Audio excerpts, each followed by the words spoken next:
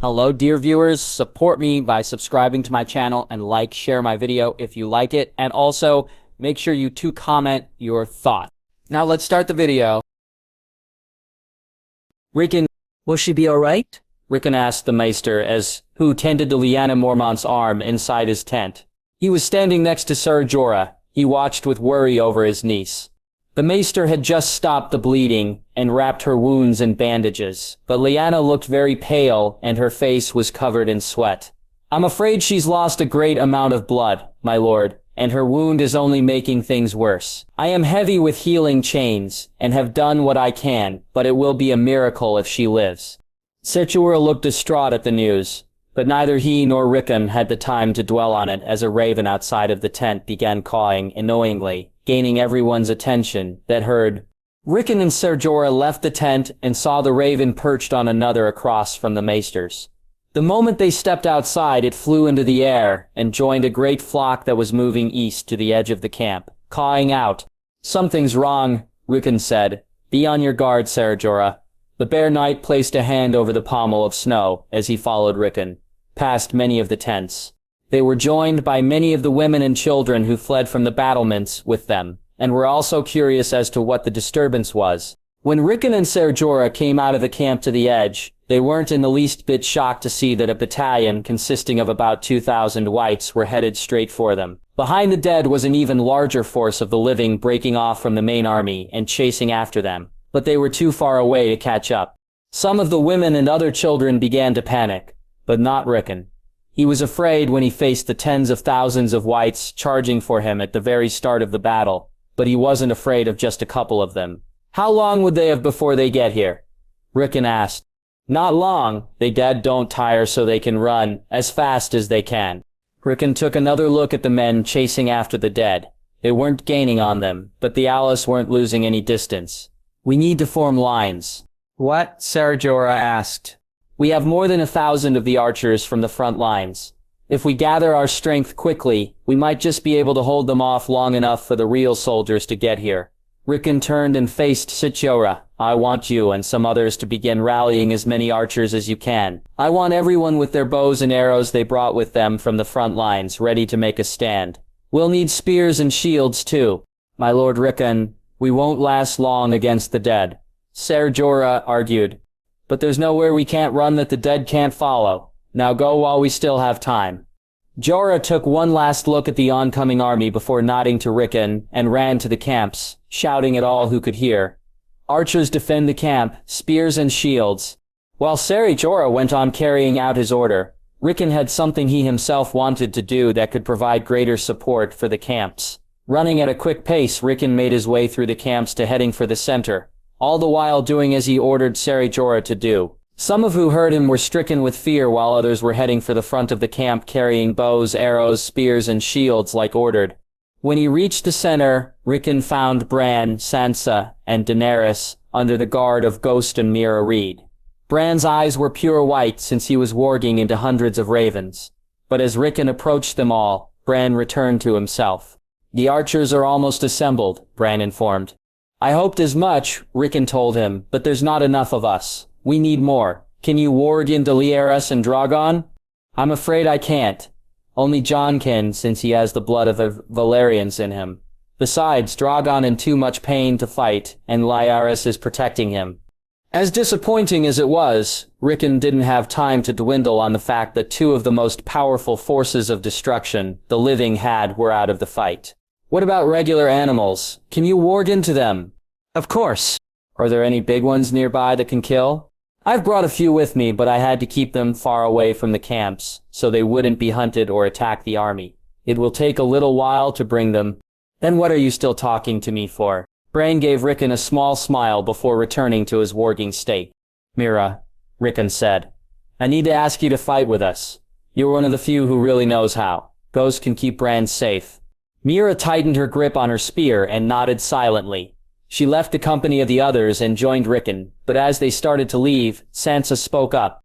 "Rickon, where do you think you're going?" Sansa asked. "Where do you think? To fend off the dead." "You can't go out there, you'll die." "And so will many others, even if I don't." Sansa quickly walked up to her brother and squeezed him in a tight hug. on the verge of tears. I already lost you and the others once. I can't lose you all again. Rickon returned the hug, wishing he didn't have to let go. If I don't go, I might be the one who loses you. Sansa let go of her brother, looking more afraid than he had ever seen her before. Technically, she should be joining them, but she wasn't a fighter of weapons, only politics. Each step Rickon took away from his family felt heavy with a sense of duty, but also courage. Hurrying back to the outskirts of the camp with a bow in hand, Rickon and Meera joined other children, women, and even a few young maesters on their way to join the oncoming fight. By the time they made it, most of the women and children were already forming lines under the guidance of a few elderly men that retreated with them. Ser Jorah spotted Rickon and approached him, carrying a bow and only 2 arrows. "Lord Rickon," he said, "we've assembled all we could." "How many?" "Just over 1,000, and we only have enough dragonglass arrows to give 2 to each person." The arrows were in short supply, since most of them were left at the front battlements, and a vast majority was given to the men stationed atop the walls. It wasn't enough, but it was all they would get. "We can do this," Rickon assured him, "as long as we can hold them back long enough for the chasers to get here and save the maesters. If the maesters die, then many more will be added to the ranks of the dead, and our healers will be gone, letting more of wounded die." Ser Jorah shook his head at the reality of the situation. So much death, and for what? To Rickon's knowledge, no one knew the answer to that question. Whatever it was the dead were after, the living had no idea. A young woman came up to Rickon and handed him 2 arrows to him and Meera, giving her a bow as well. Dura led the way to their positions at the front of the lines with the rest of the archers that made up the first 2 rows. Behind them were the spears and shields, ready to step in front when needed. One of the few advantages they had was being uphill, giving the living the higher ground. With no one else to properly command them, Ser Jorah took charge of the defense, though it wouldn't be much of one since everyone defending wasn't properly trained, and either too young or too old. Their numbers were less than what they had at the front battlements, since most who retreated went to their posts behind the infantry.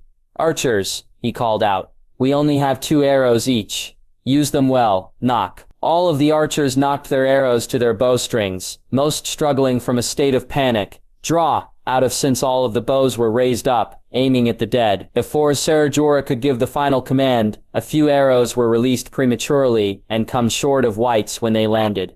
"Loose." The rest of the arrows fired on command, but even then some were poorly released and didn't go any near as far as they should have. In the end, just over half of what was shot probably hit something. The dead that weren't hit by dragonglass arrows mindlessly ignored those around them that were, and let out their cries of the undead. Speeding past them were some undead animals, mostly wolves and a few bears, but leading the vanguard of them all were 3 undead direwolves. The one in front familiar to Rickon by its white and auburn fur, even though it was stained with blood, the body riddled with stab wounds, and 2 daggers stuck in its body. "Summer," Rickon whispered to himself, oblivious to Ser Jorah's order. It took the Bear Knight a shove in the shoulder for Rickon to snap out of his quick daze and knock his next arrow. When the order to draw was given, Rickon kept his eyes on Summer, who was charging for the center of the lines. He kept his eyes on the path Summer was running, found the spot to release his arrow that it would find its mark. But he began to feel his hand shaking with the arrow between his fingers. He knew Summer was gone, but he felt something within him fighting back not to fire. "Loose." The arrows were shot, far better aimed, the final time, but the moment Rickon released his arrow, he knew it would miss. The dragonglass arrow grazed through Summer's mane, and instead hit a wolf that was next to him. Though Rickon made a kill, he missed his target. "Spears and shields," Ser Jorah called, and other men echoed. The archers stepped back and let all who carried the tools for an infantry wall take their places. With no arrows left, bows were set aside for spears, which were plentiful in supply, along with various other dragonglass weapons. The previous archers got behind the lines of infantry and angled their spears to the dead, holding as strong as they could with what little strength they had. Ser Jorah stood at the front of the lines, snow drawn from its scabbard and ready to cut through whatever came at him. All there was now was the wait for the dead to attack them. But one thing that no one would have except for Rickon, would have guessed happened, that gave everyone a moral they were missing to overcome the dead. From behind the lines of spears and shields, a herd of stags leapt high over them and brandished their antlers like lances. Everyone turned around and saw a pack of wolves and bears charging through the camps, making their way to attack the dead.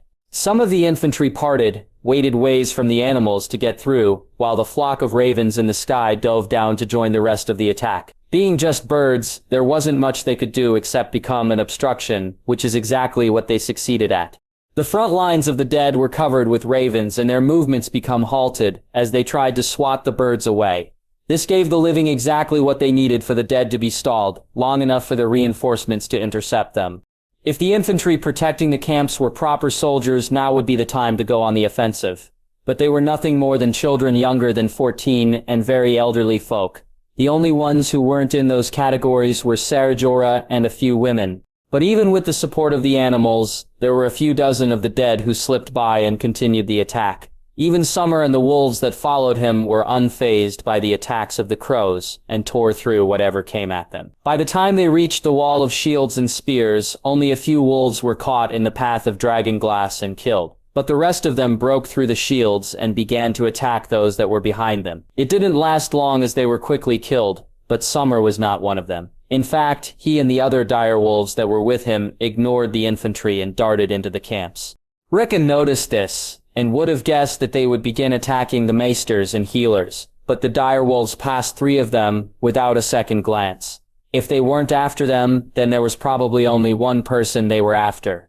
Rickon turned to Meera, beginning to worry. Bran's in trouble. Meera's eyes widened as she grabbed Rickon's shoulder and pulled him out of line. The 2 of them began to run back to the center of camp as fast as they could through the snow. The silence of what once was a quiet night ended the moment the 3 horn blasts rung out. Since then, the night had been nothing but battle cries. Dragon roars, raven calls, and death. The sounds of war. It was all just echoes from the battle at the wall at first.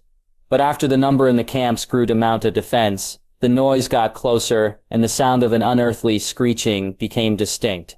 For Sansa, it was unbearable that listening was all she could do. She wasn't a fighter, couldn't be a fighter. She didn't have the stomach for being a part of battles and fighting. But even if she had drilled with the others when Jon had decided it to be, her skill would probably have been lower than Rickon's. Bran had no chance in combat, as a cripple, but that didn't matter since every animal around was his weapon. All he had to do was sit in his chair next to Sansa and Daenerys, with his eyes white like the clouds. Sansa snapped out of her distress when she felt Daenerys' hand grab hers. "Don't worry," she said. "I have not a single doubt that they'll win. I just can't seem to rid my mind of the thought of what will happen if they lose," Sansa told her. "That's why we have to keep our faith stronger than our fear. A dragon does not fear even the gods, and neither should a direwolf." Sansa chuckled lightly at Daenerys' comment. "I've always felt I was more of a Tully than a Stark." Sansa was cut short when a great screeching erupted from the sky. She and Daenerys looked up to the clouds and saw Ygritte emerge with Viserion right behind her. But the smaller white dragon immediately performed a maneuver that halted her place in the air, letting Viserion speed by. She chased after him and let out a burst of flames, but they had no effect and were stopped right before they would have hit the Night King. The 2 dragons ascended back into the clouds, out of sight but for the flashing lights of fire. Afterwards, Bran returned to himself, gasping deeply for air. "The dragons," he said, out of breath. "We have to get to Drogon and Lyras. Some whites broke past and are coming for me." Ghost stood a few paces away from them, facing the direction the fighting was at. He was snarling and baring his teeth, as if he was about to attack an approaching enemy. Without any time to question, Bran returned to warding and his motionless state. Not wanting to see if Bran was wrong, Sansa let go of Daenerys' hand and grabbed onto the handles of Bran's chair. Daenerys led the way past through the camp to the dragons, being that it might be best if she was the first one they saw. Ghost walked backwards, keeping his eyes on anything that might try and sneak behind them. Many of the maesters began to flee in the same direction, but having to push a wheelchair through fresh snow slowed them down immensely. Ghost started to bark furiously and Sansa felt shivers run through her body. She turned her head and saw 3 white direwolves, bigger than Ghost, halted in their tracks, making noises that sounded like snarls mixed with cracking ice. The largest of them all looked slightly familiar to Sansa. She realized that there was only one direwolf she knew of, That's fate was like this wolf's appearance. Sansa and Daenerys resumed pushing Bran's chair through the snow with greater haste. They weren't far from the dragons, but by the time they resumed retreating, the 3 white direwolves rushed forward and barked a haunting sound as Ghost rushed to meet them. The red-eyed direwolf lunged into the air and collided with 2 of the white direwolves, but Summer slipped by and bore his dark gray teeth at Sansa and Daenerys, setting his blue eyes on Bran. Summer jumped into the air, but dozens of ravens flew down from the air and knocked him away. Instead of hitting Bran, Summer's body collided with Sansa. She fell to the ground and quietly crawled away from Summer as the ravens kept him occupied by mercilessly tearing through the fur on the direwolf's rotting flesh. Sansa kept crawling away from Summer, and quick as she could, her mind in a state of panic. She couldn't get back to Daenerys and Bran since Summer was in between her and them, and thrashing violently enough that one stray attack would tear a limb off. "Daenerys, keep going!" Sansa shouted as Daenerys pushed Bran through the snow with all of her might. A loud whimper sounded, and Sansa saw one of the white direwolves sinking its teeth into Ghost's rear left leg. The other one bashed into Ghost's body, knocking back and unconscious. "Sansa!" Rickon's voice shouted. A dragon-glass spear appeared, and rapidly sank into the torso of the direwolf that bit Ghost. Meera and Rickon appeared from where they had just come from, Meera having drawn a sword to replace the spear she just used. The other direwolf growled low as it faced Rickon and Meera, preparing for them to make the first move. But when Sansa got up to her feet, the fleshless skull of the direwolf turned, and the blue eyes stared directly into hers. "Sansa, run!" Rickon shouted. Without hesitating, Sansa turned tail, lifted the hem of her dress, and ran as fast as she could, not looking behind her. She let fear pick up and carry her feet to wherever they could, feeling the undead direwolf right behind her. Every one of her senses was in a panic, and her thoughts racing as fast as she was. Her current state made her not pay attention to which direction she was running, only to taking the sharpest turns, trying to lose the wolf. Twice the direwolf crashed into tents, and it gave Sansa a lead, but its speed quickly closed it. Sansa felt a great force slam onto her back, and she fell hard into the snow. Yelping out, memories of the riot in King's Landing filled her mind, and the feeling of the rapers had returned, making her feel helpless once again. Sansa tried to crawl forward, whimpering as a large paw pressed down on her back, pinning her. The direwolf growled its unearthly sound, as it brandished its teeth, right next to her ear. It opened its jaws and let out a loud snarl, but the noise was met with the cry of a soldier that stabbed a sword down the throat of the creature. The direwolf's body fell to the side, and the weight lifted from Sansa's body. She looked up and couldn't be happier to see who saved her. "Are you hurt, my lady?" Edric asked as he offered his hand to her. Sansa shook her head as her fear was replaced with relief. Edric smiled and lifted her off the ground. He was surprised when Sansa tightly hugged him, but didn't resist returning it. "It's all right, Sansa," he assured her. "We arrived just in time." Sansa was so overjoyed that she neared tears as her breathing calmed down. She always dreamed of being saved by a knight one day, and now her dream had come true for a second time. She loosened her hug on Edric and looked back at the direwolf, who had Dawn still lodged in its mouth. Edric let go of Sansa and knelt down to the direwolf, grabbing hold of Dawn and pulling it free. "Were there any others that made it past?" Edric asked. By the gods, Sansa completely forgot about Summer. Before she could speak, the loud screeching of the dragons in the camp shook the air, and a quick flash of light followed after. "Daenerys?"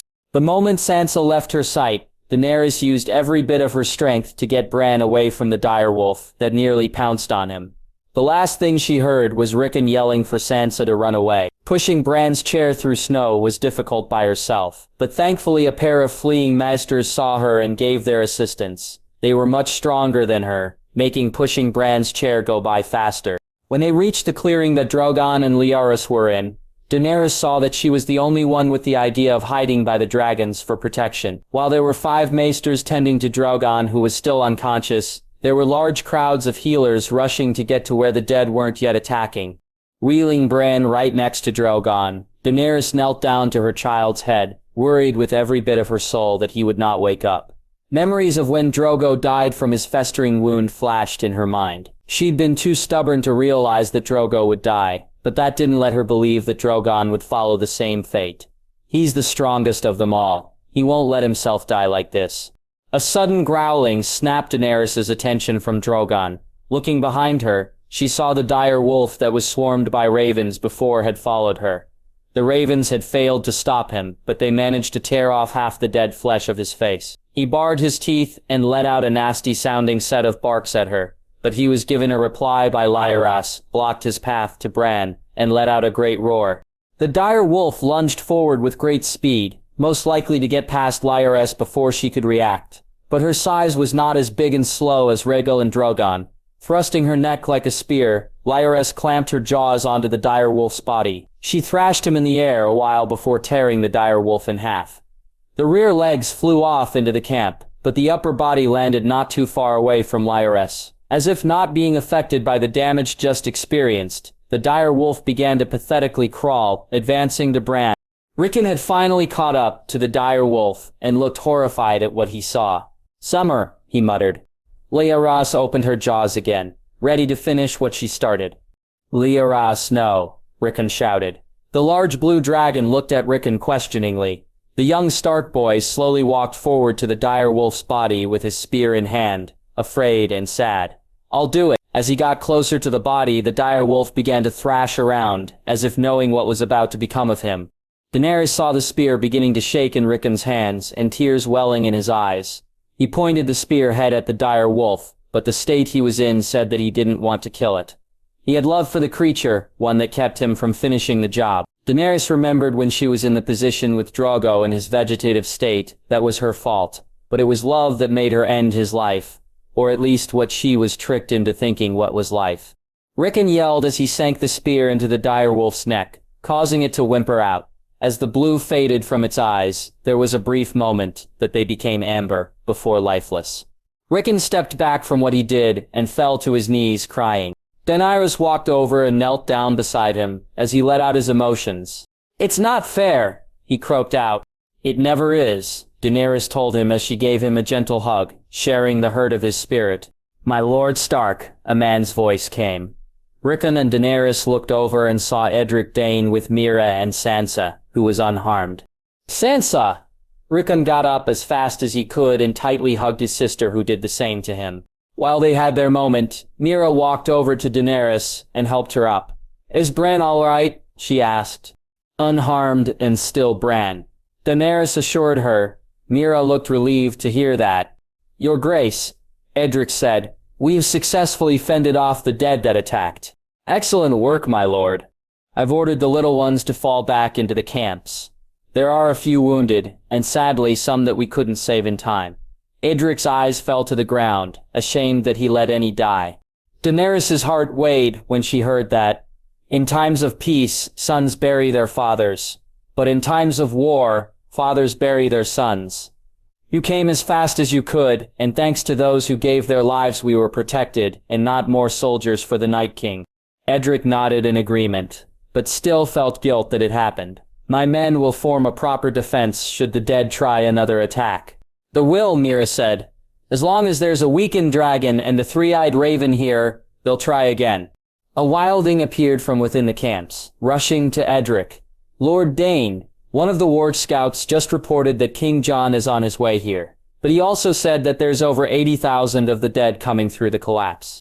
Perfect, Daenerys thought. If Jon can now Lyras, he can provide support from above, as long as Yikis keeps the Night King busy. "Did the warg see how far the cavalry was from the dead?" Edric asked. "They can know." Screaming. For the past few minutes all Shaime had heard was the screaming of the Dothraki. When he faced them at the Blackwater Rush, he'd felt fear and disbelief when he heard and saw the Dothraki screamers on the horizon. But being in the middle of it all was far different. Their volume was immensely greater, and he thought he would go deaf, but energy, the noise, brought the fury of battle rushing into his blood.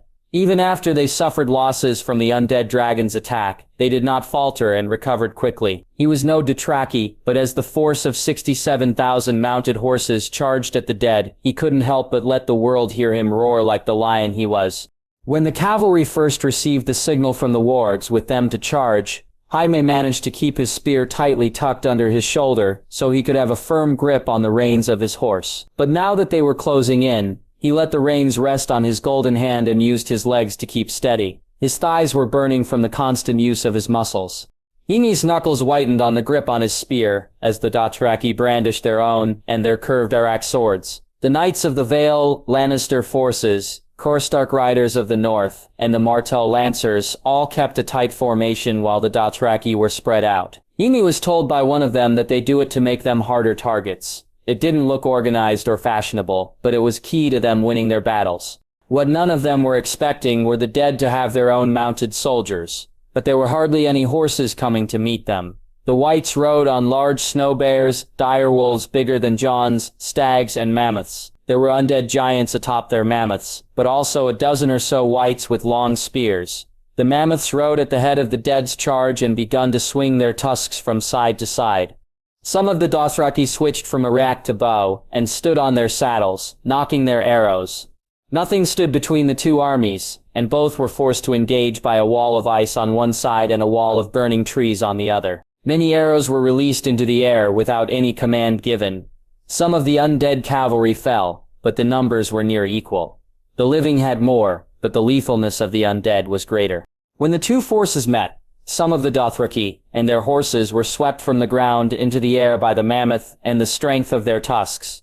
Both forces had their equal shares of cutting through each other. Horses were torn from head to hoof by claw and antler alike, while the dead mounts were speared deep into the body, flinging their riders from their backs. To counter the mammoths, the Knights of the Vale threw their spears at the mammoths. Some of them found their mark on the great beasts, while others only hit the riders. The first thing that Jaeme's spear came into contact was a White riding a snow bear, twice the size of his horse. The spear went straight through the rider and into the passage, with him. The passengers were only bones, and fell to pieces, when the dragonglass cut what it could. The snow bear, the Whites, rode on, was killed by another spear, belonging to a rider behind Jaime. Having just used his Jaime drew Widow's well and slashed at what he could while keeping himself from falling from his horse. The Valyrian steel blade cut through rotten flesh and cold bones, with hardly any resistance. The path of Jaime's horse was set to ride past an oncoming mammoth that was knocking horses and riders aside with no problem. If Jaime wanted to get past it, he would have to time his speed at the right moment, so the horse would pass the moment the mammoth swung to the other side. The giant tusk swooshed through the air, barely missing Jaime's horse, but a spear from a riding White stuck into the horse's neck. The front legs buckled as the horse whined, throwing Jaime off and crashing into a running White. Widow's wail slipped through his fingers, but he was quick enough to draw his dragonglass dagger and stab it into the right eye of the White. He scurried to his feet and searched for Widow's wail or any weapon that had a longer reach that he could use. Sheathing his dagger and picking up an arak from the snow, Jaime had to immediately parry a White spear coming right for him. The design of the arak was too different from what he was used to. The weight and shape threw the timing off of his parry. The spearhead grazed Jaime's breastplate, just barely before Jaime swung the curved blade into the White's collarbone. The blade wasn't Valyrian steel, but it cut just as well. While Jaime had to keep his focus on the enemies coming at him, he also had to keep his attention on his allies coming from behind him. Already there were men who were just killed risen back with blue eyes and blood staining their furs and armor. Even Jaime's horse had risen up from the dead and began to act something worse than rabid. But its reanimation was ended as quick as it started when a dragonglass spear pierced the horse's torso. The cavalry of the living was beginning to make its turn outwards to get clear of the dead and make another charge, and Jaime couldn't let himself be left behind. Jaime followed the path of the horses that were turning northwards, cutting through what he could, very rarely making a kill with steel that had no magical effect against the dead. Even though his skill with his left hand in swordplay was average to any soldier, it was still good enough to tangle with the dead. The arak only pushed his current limits to a point that he felt that he was improving by the minute. Jaime managed to join some 5 other men who'd lost their horses. 3 of them wore Karstark tunics over their armor, but only one of them seemed vaguely familiar to him and wore black when the others wore brown. The other, to Jaime's luck, was a Martell bannerman wielding a Valyrian sword. Jaime had never seen before. The blade was nearly as wide as ice, but the length was that of a bastard sword. Together, the 5 of them maneuvered as best they could through the dead, all the while keeping a quick pace. By the time the last of the horses made it out of the shuffle with the dead and were preparing their second attack, Jaime's small group was set upon by an undead giant wielding a large tree branch as a club. Watch out! One of the Cristarch men shouted, as the club came swinging down. Only he and Hime were able to duck down in time and avoid the club. The other 3 men were swept off the ground and let out painful screams as they sailed into a crowd of whites that maniacally began to kill them. Yeme was on his back when the surviving Cristarch soldier thrusted his spear into the belly of the giant. It toppled backwards and landed on the ground, with a small boom. Yeme felt relieved that the giant was brought down, but it all left him when the Cristarch soldier in black pointed his spear at China. The soldier's face was filled with great rage and disgust towards China. "You killed my brothers Tormund and Brienne, Kingslayer." "Harold Karstark," Jaime muttered. "Go ahead and claim your revenge then. There's no one here but in the dead, and that spear will keep me from coming back to haunt you." Harold raised his spear up and quickly thrusted it at Yame's face. Only he missed completely and the spear went above Yame's head. From behind, Yame heard the spear hit something, and a strange growl. He looked behind him and saw a white that had almost crawled to him with a rusty dagger. Harold pulled his spear up and grabbed Yame by his breastplate, and pulled him up as well. "Don't make me regret that, Kingslayer." Yame followed closely to Harold as they dashed through an opening and out of the dead's path. "Why?" he asked, as they began to run to rejoin the other men. "You could have let the dead have me to give you an excuse. The dead are more important than my revenge, and I am a Northern, not a Lannister." Harold's words stung Jaime to his core. He knew that Harold betrayed the Starks and sided with the Boltons. But even after doing something like that, it seemed he still had more honor than Jaime did. "I thought you took the black," Jaime said. "I did, but I won't let my daughter lead a charge at 16 years old. The Karstarks will follow me for the battle." Sariema, Lord Harold, a knight of the Vale, came galloping at them with 2 horses whose riders didn't make it back with them. "We're nearly ready for another attack, but the Mammoths are too strong and too many. Dispatch a force of the best lancers and mounted archer to deal with them," Jaime ordered. "If those things make another attack like the first, we won't stand a chance for much longer." Jaime and Harold mounted the horses given to them. They had a battle to return to after all. Gendry. There was never a moment to catch one's breath. The only thing Gendry had ever been a part of was tavern brawls. His encounter with the gold cloaks at the beach at King's Landing, and a few bad customers at his shop. But being part of 1,000 men fighting the dead was a new experience. He stood alongside his men guarding the rear flank to the infantry, archers, and catapults.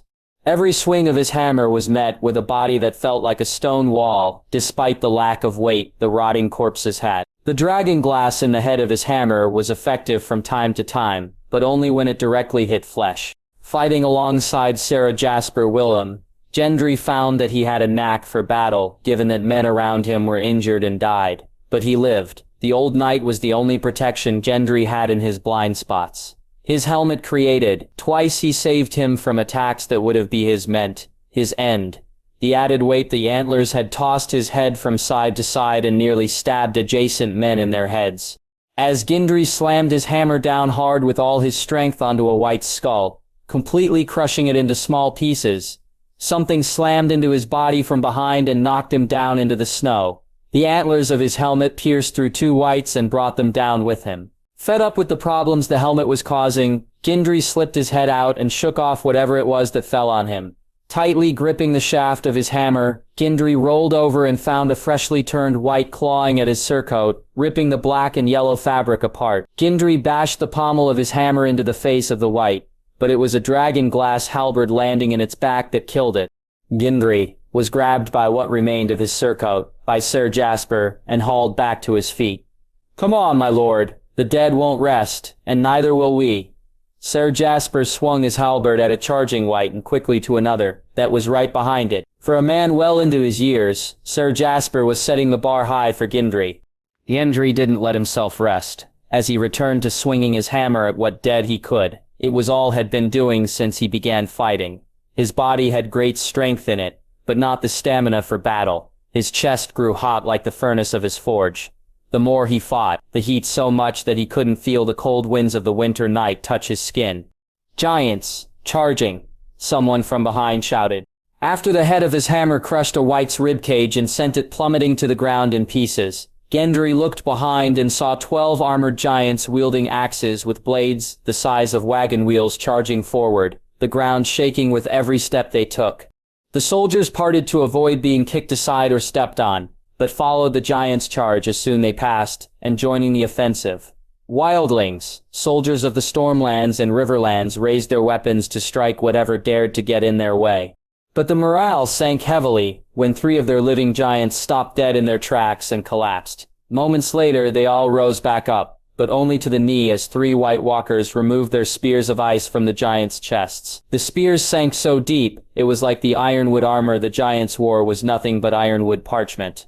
This was Gendry's first time ever seeing a White Walker. They were nothing like their soldiers, skin paler than snow, and the eyes were like blue crystals of ice. Some of them had hair and they all looked like old men. All of them were black armored, that had the appearance as if it was made of black wicker. With the ice weapons removed from their bodies, the 3 giants that fell immediately turned on their brethren and the rest of the living. Many attempted to kill them with the dragonglass weapons, but the ironwood armor kept the giants safe, leaving their faces and joints the only areas exposed. Someone managed to stab a spear in the back of a giant's knee and bring it down, but it was only because of a lucky opening. Some of the living giants began to brawl with the remained undead ones, but the violence and force of their battles was so intense that soldiers of both sides were caught in the middle of it, getting injured and killed. But the threat of the undead giants was nothing compared to the White Walkers. Their speed was far greater than any undead soldier, and they dodged and broke any weapon or defense that was put against them. Their blades of ices would cut through many men with one swing, disemboweling them and freezing their innards with the magic they possessed. By chance, Gendry saw someone with a castle-forged sword take a swing at a White Walker when its back was turned, but the steel shattered on impact into tiny pieces. Now he knew what Rickon Stark meant when he said his sword was shattered before it was reforged into snow. Bringing his hammer down hard onto a naked collarbone of a White, Gendry realized he'd caught the attention of one of the White Walkers. It was black with a short beard and dashing right for him. If it was anything else, Gendry's first instinct would have been to stand his ground and face what wanted to test his mettle. But Gendry was too afraid when he saw the White Walker looking right into his eyes. He wanted to run, but his legs felt too heavy to even walk. As the White Walker got closer, Sarajepser came shouting from behind Gendry with a dragonglass spear raised above his head. He got in between the White Walker's path to Gendry and without emotion charged to meet the evil that was meant for him. Sarajepser thrusted his spear with great strength at the White Walker, but its inhuman speed made it easy for it to dodge. Every attempt the old knight made was futile. The White Walker slashed its ice sword and broke the spear shaft in the middle. Then it followed its attack by impaling Sarajepser straight through his breastplate. "No!" Gendry shouted uncontrollably. The steel armor shattered, and Sarajepser collapsed the instant the ice sword was pulled from his chest. The White Walker turned its gaze back to Gendry, who was no longer feeling afraid, but ashamed that he let Sarajepser fight alone while he just stood there. His shame turned into anger, then rage, then fury. Tightening his grip on his hammer, Gendry started to run at the White Walker, letting out a great roar from deep within himself. Within reach, Gendry swung his hammer at the White Walker's lower body while ducking past the blade of ice. Both weapons missed their targets, but Gendry followed the momentum of his hammer and spun around while bringing his hammer above him to strike at the Walker's head. The hammer would have hit hard on the icy skin of the White Walker had the undead body of Sarajepser not gotten in the way. Gendry's hammer landed right next to Sarajepser's neck and broke all the bones it hit. Blood spurted out of Sarajepser's wound and stained Gendry's shredded surcoat over the stag head. Sarajepser collapsed and the blue of his eyes faded just as the White Walker swung its blade up and cut the shaft of Gendry's hammer in half, just as it did Sarajepser's spear. The White Walker backhanded Gendry, knocking in the snow a few yards away. The blow was so hard that Gendry had the wind knocked out of him when he landed in the snow. When he recovered from his sate, the White Walker was nearly at him, walking slowly and with desire to end him. Not able to take his eyes away, Gendry felt both of his hands around for anything he could use to defend himself, but all he could feel was snow. All of a sudden, there was a great large blur of gray that jumped over Gendry and bashed into the White Walker, knocking it into the snow. The gray blur was actually a big gray wolf, a very big gray wolf. The White Walker dropped its weapon and was wrestling with the wolf, giving Gendry the time he needed to find a weapon. He got to his feet and ran over to where his hammer was broken, and grabbed hold of the half with the head. By the time the White Walker pushed the wolf off, Gendry swung his hammer as hard as he could, the dragon glass impacting Square in the face. The White Walker practically shattered into ice, armor and all. Around him, Gendry saw many of the whites collapse and lay motionless, just like the king said they would. Gendry let out a big sigh of relief as he stood up with his broken hammer in hand. His gaze shifted to the large gray wolf, who was looking right at him. "You're big. Well, bigger than most. Are you Arya's dire wolf? Nymeria?" The dire wolf's ears perched up at the sound of her name. "Thank you." Gendry smiled at his correct guess as he tore his surcoat off and saw the condition of his breastplate. The dent the White Walker made wasn't too bad, but any damage inflicted in that area would most likely crack the steel.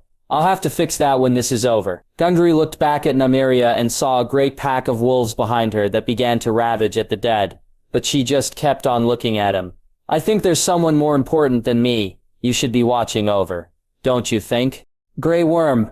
Being ever valiant to hold the lines away from the dead, the infantry pressed on and held their ground. No matter what came at them, no matter how deadly, they would not let the dead get through them. Already about 3,000 had fallen and turned, yet there were some from the front line that were still alive. The undead, however, were suffering far greater casualties. Bodies began to pile up into small hills near 8 feet high. In some areas it was higher because of the bodies of dead giants. The obstruction the bodies made pushed the infantry back to make room to fight. Because of this, the whites were forced to climb over the bodies, but it gave them the position to jump onto the infantry and cause more problems for them. Every so often a white would fall onto a spear pointed up, and when they were skewered, black rotted blood would leak out of their bodies and drip onto whatever solder was below. Nearly everyone in the first 3 rows was covered in blood somewhere, be it their boots, shields, spears, or helmets. Their armor was beginning to be dyed crimson red with the blood of their enemies and allies. Even with the hills of bodies and the volleys of arrows that had been shooting above them non-stop since the battle started, the dead continued to attack in vast numbers. With their current fighting tactics, the bodies that piled up were forcing the infantry to retreat backwards ever so slowly, pushing them out of the pass. No matter what, that couldn't be allowed to happen. In the second line, Grey Worm scanned the piles of bodies as best he could, trying to determine the best course of action. If the living could get the high ground against the dead, then they would have an advantage. "Nejit mimi bagun," he shouted as loud as he could. Other unsullied soldiers repeated his command, and some repeated it in the common tongue. "Forward march." Treading carefully as to not let the defensive line weaken, the rows of infantry began to move forward and march on top of the bodies that had just perished. As Grey Worm and the infantry began their climb over the bodies of the fallen, he could hear some displeasure expressions from some of the Westerosi forces. They did not want to fight while standing on their friends and family, but the Unsullied had no care like that. The dead are dead, and they need to do whatever they can do, achieve victory at all costs. As the first few rows reached the top, the sight of what was beyond was breathtaking, but in a terrible way. The grounds were littered with so many bodies that the snow they rested on was hardly visible. Yet still, the dead continued their charge to break through the infantry, even though a section of the west wall of the pass was destroyed. In fact, whites were coming into the pass from that opening, all of them determined to break through. The infantry lines began to settle on the dead bodies, but keeping one's balance proved difficult. The dead bodies were not a fixed mass, and felt like standing on rocks covered in mud. Taking a position at the front, Grey Worm planted his shield down at the edge of the decline of bodies, and aimed his spear down at the whites. Climbing up, maintaining a firm grip, Grey Worm was constantly thrusting his spear down at the whites. The undead soldiers crawled over one another to try and get close to the infantry, like ants racing for a bit of honey, except what was behind the infantry was more like an entire pot. The constant fighting had no strain on Grey Worm's energy, but the cold was what was fighting against him, besides the dead. But all he could do to keep warm was to keep fighting.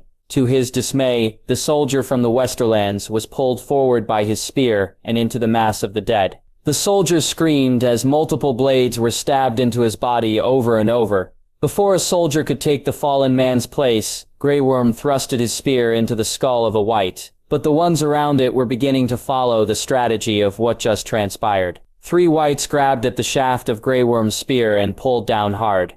But being clever enough, Grey Worm let go of the spear and watched it disappear in the horde of whites. "Spy!" Grey Worm shouted as he held his arm behind him and awaited a new weapon. The moment he felt a spear placed in his hand, he immediately resumed fending of the whites. As the infantry held their defense with the upper hand, 2 horns blasted consecutively, one from the eastern wall and one from behind. The meaning behind both meant bad news from the source.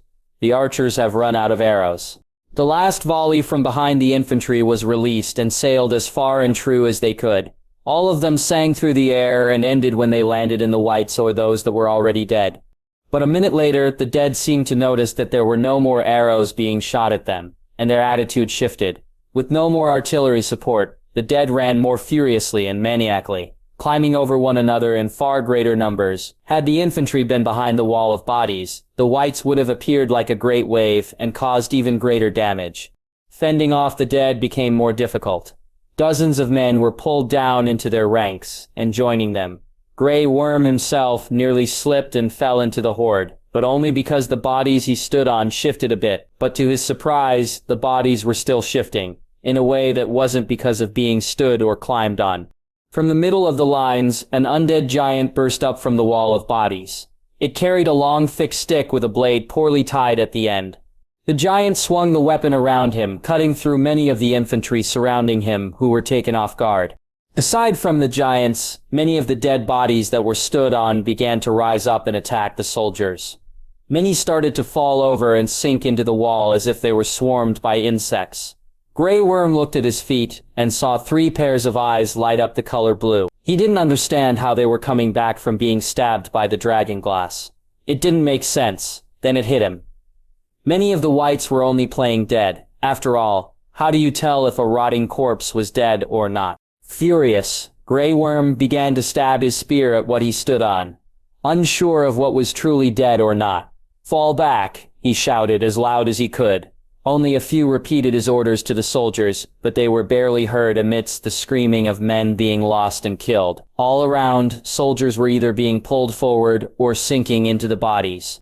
The infantry began to slowly step back, as best they could without falling over or being dragged down into death. Grey Worm's focus was scattered all around him. From below he had to watch out for hands attached to bodies with glowing blue eyes, and in front of him he had to whiz out of whites, starting to climb over the wall of bodies. From behind, another giant burst up from the bodies, sending many who stood over him into the air, in all directions. It carried a great club, the size of a tree trunk, and bashed it into as many as it could. Shields were splintered, and strong bodies crushed into sacks of broken bones and flesh. Grey Worm joined 2 others to try and attack the giant, but as he went to thrust his spear, something grabbed hold of his leg and threw him off balance. He slipped forward and fell right into the path of the club as it came swinging. The impact of the wood against his body and shield was a loud booming noise. Grey Worm's shield was completely destroyed, and he was sent into the air towards the horde of whites. Already, Grey Worm's body was in pain. He never imagined possible, but landing on the ground was utter hell. He could feel the bones of his shield arm fracture, and some of his ribs as well. He hurt badly, but he couldn't let himself die yet. He had to return to Missandei. They had to travel to their homes. They had to love each other again. Grey Worm's thoughts stopped when he saw a freshly killed Unsullied turn into a white standing over him, holding a short sword, desperate. Grey Worm tried to grab his own blade, but the cold steel of the Unsullied white's blade entered into his neck, piercing the bone. Tormund. Listening to horns blasting aggravated the ginger wildling.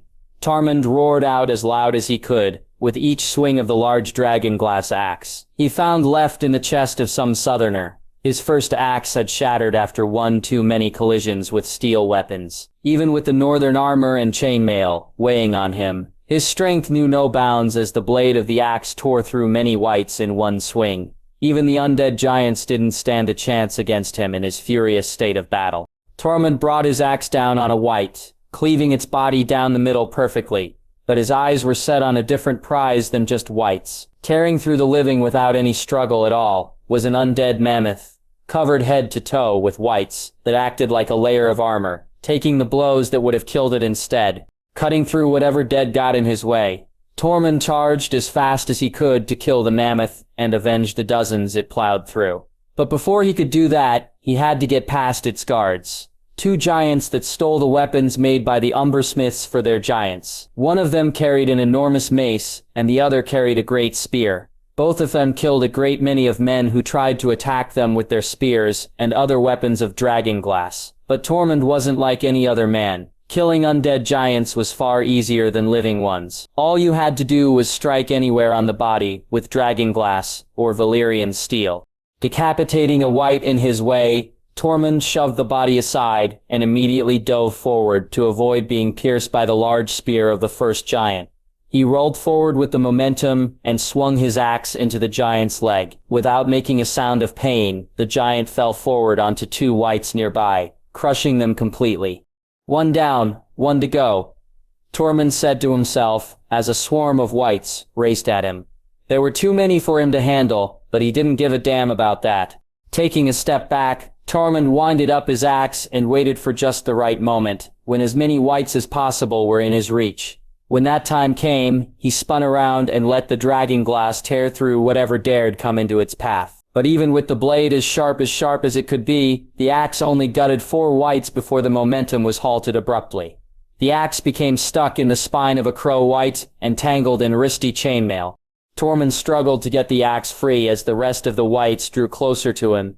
He let go of the axe and switched to using his dragonglass dagger and bone-handle sword, quickly parrying the spear thrusted at him. Tormund lunged forward and planted his dagger in between the ribs of the wight that attacked him. Tormund began to grow frustrated as the mammoth and the giants grew further away from him, ending his chance to kill them. 2 wights tackled him hard into the snow, each trying to seize the chance to turn him into one of them. Tormund was able to stick his dagger into the thigh of one of them, but the other was putting up more of a fight. A set of black fingernails clawed at his right cheek and drew blood. With all of his strength, Tormund roared out as he threw the wight off of him. Using his sword, he stabbed it straight into the wight's chest and pinned it to the ground. As the creature struggled to get free of the blade, Tormund repeated his technique with his dagger and ended the wight's curse. From behind him, another pair of wights charged at him with large double-bladed axes, but a beauty wielding a golden-hilted Valyrian sword got in the way and cut them down to pieces. But what she didn't, she was a last wight rushing at her from a blind spot, its shrieking hidden with the rest of the sounds of the battle.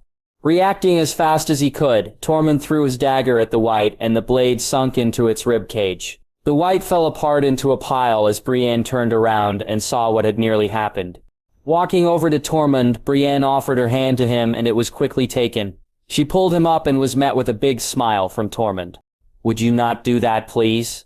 Brienne asked as she scanned around for anything that might try to catch her off guard. "This is not the time or the place." "Actually," Tormund said as he pulled his sword out of the wight pinned to the snow and retrieved his dagger, "this is the perfect time and the place to happy. At least for me." Tormund grabbed the handle of his dragonglass axe and pulled it out of the crystal wight's body with all of his strength. "The free folk have never taken the fight to the dead since their return, and I've never killed so many before in my life." He quickly rushed next to her, with his axe at the ready. "Would you help me take down those 2? Tormund pointed at the giant and mammoth that were still tearing through soldiers without getting a scratch on them. "I will if you stop talking already." For a brief moment, Tormund could have sworn he saw Brienne smile as they started to run after the giant and the mammoth. Together, the 2 of them slashed and cleaved whatever got in their way. As they got closer, Brienne grabbed hold of a dragonglass spear stuck in the ground. "Keep the dead away from me," she said, as he sheathed her sword and aimed the spear. Tormund didn't even need her to say that to start guarding her with his life. He was not going to let anything get near her, even if it was the last thing he did. Luckily for him, only a few wights tried to attack out of the vast many that could have. With a small dash forward, Brienne lunged the spear at the giant and the mammoth, but her target was the giant. The spear sailed beautiful past the falling snow and sank deep into the giant's back. The giant fell to his knees, and then it collapsed with a great thud. Now, all that remained was the mammoth. "I swear when this is over I think I might steal you away," Tormund confessed as he pulled his axe out of a wight's neck and walked over to Brienne. Before Brienne could reply, her eyes widened and she dashed at Tormund. "Look out!" She tackled him to the snow so hard that he let go of his axe. They rolled on the ground, and from behind Tormund, the undead mammoth came charging by exactly where he was standing. Tormund nearly pissed himself when he realized what just happened. "Thanks for that," he said, just inches away from her face. Brienne pushed herself off of him and stood up as quick as she could. "Don't mention it." She offered her hand to him and pulled him up once again, but was unable to hide the slight hint of red in her cheeks. Tormund looked over to where he dropped his axe and saw the head was smashed into bits and pieces. "Damn, I like that axe," he said, as he drew his sword and dagger. "It's coming back around," Brienne said. "I think it doesn't like us. The dead don't feel anything except for threats. Right now, we're the biggest ones around."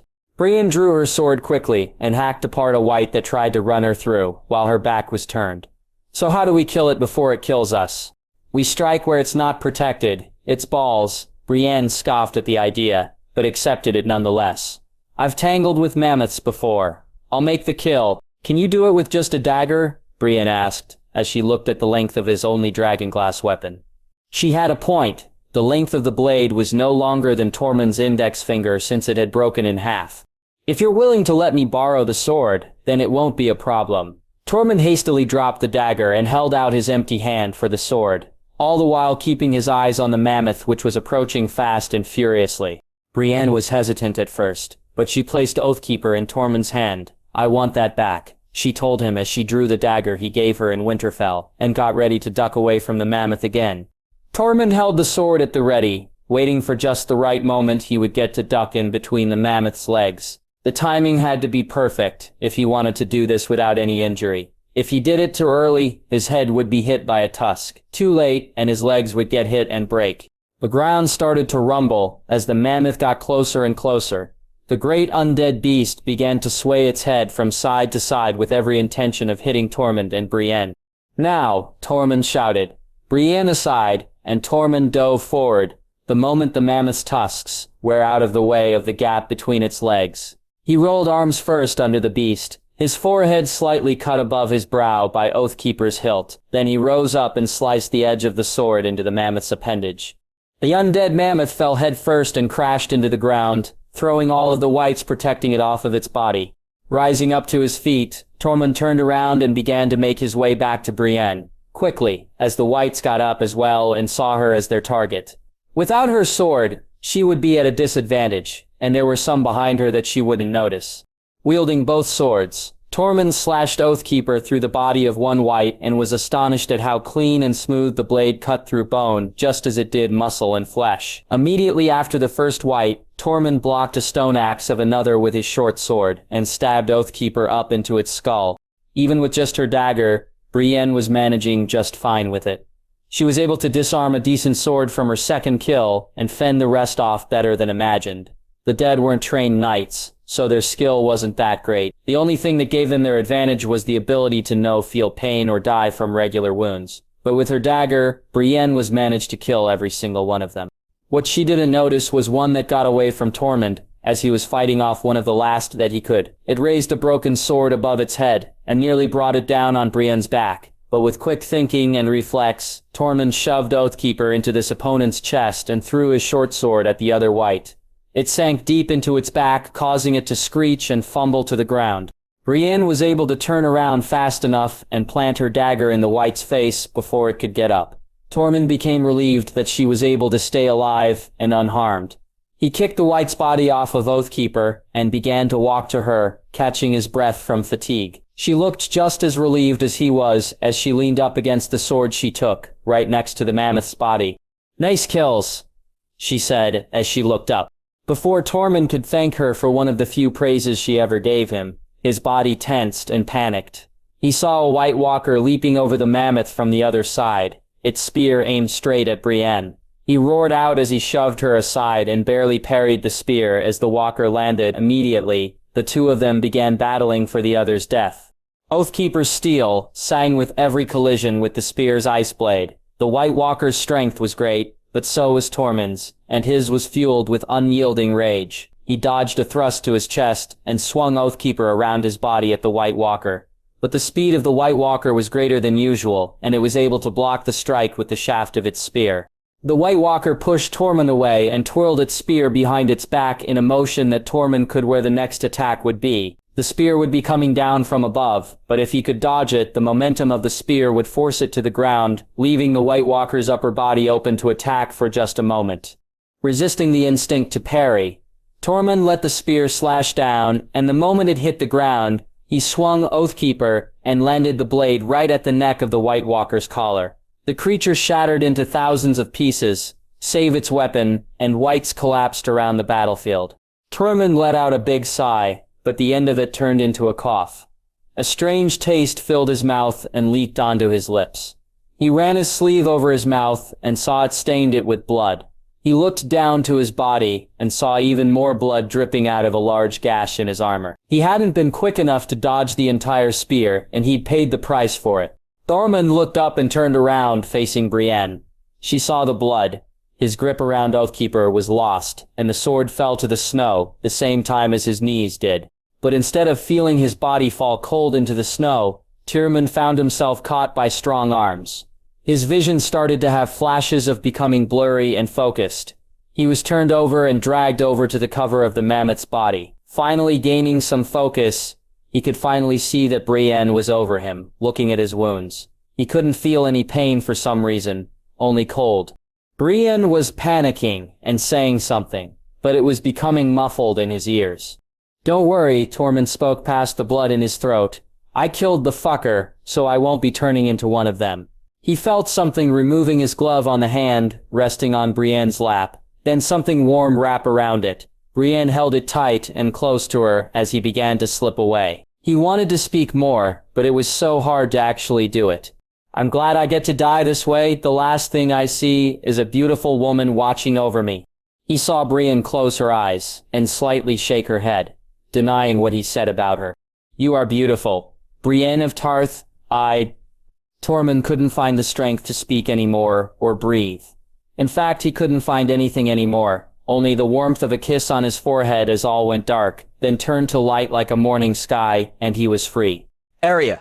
"Watch it!" Sandor shouted as he swung Heartsbane directly down onto a white, cutting it perfectly in half and just nearly missing Arya.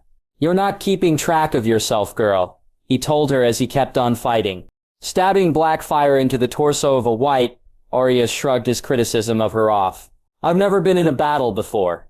When they all made the charge, Arya expected it all to be something from a song. At the beginning it was, all the soldiers shouting battle cries and fueled with a desire to win.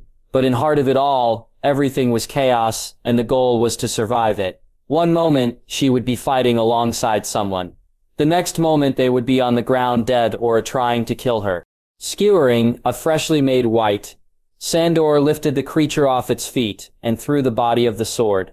"Doesn't matter if you want to stay alive?" A white covered in flames burst through the battle and charged at Sandor, causing him to tense up. Feeling the need to save him, Arya slit the knees of the white she was just engaged with and ran into the burning white's path and slashed it across the chest. When she turned around to check if he was all right, Sandor was already back into combat, not wanting to be seen as he was. "Fucking fiery cunts," he shouted while carving the Valyrian greatsword through 4 whites with one swing. All around them were the warriors of the Fiery Hand from Essos, fighting side by side with the men of the Stormlands against the dead with their flaming swords. The dead caught fire like pitch, but they didn't die as quickly they would from dragonglass and Valyrian steel. Arya made sure to keep close to Sandor. Her skills were sharper than they have ever been, but she wouldn't risk making another mistake that could get her killed. Not to mention, she was only 16 and rather small for her size. Her strength was far from that of the dead, and they could easily overpower her. But what she did have, that they didn't, was greater speed.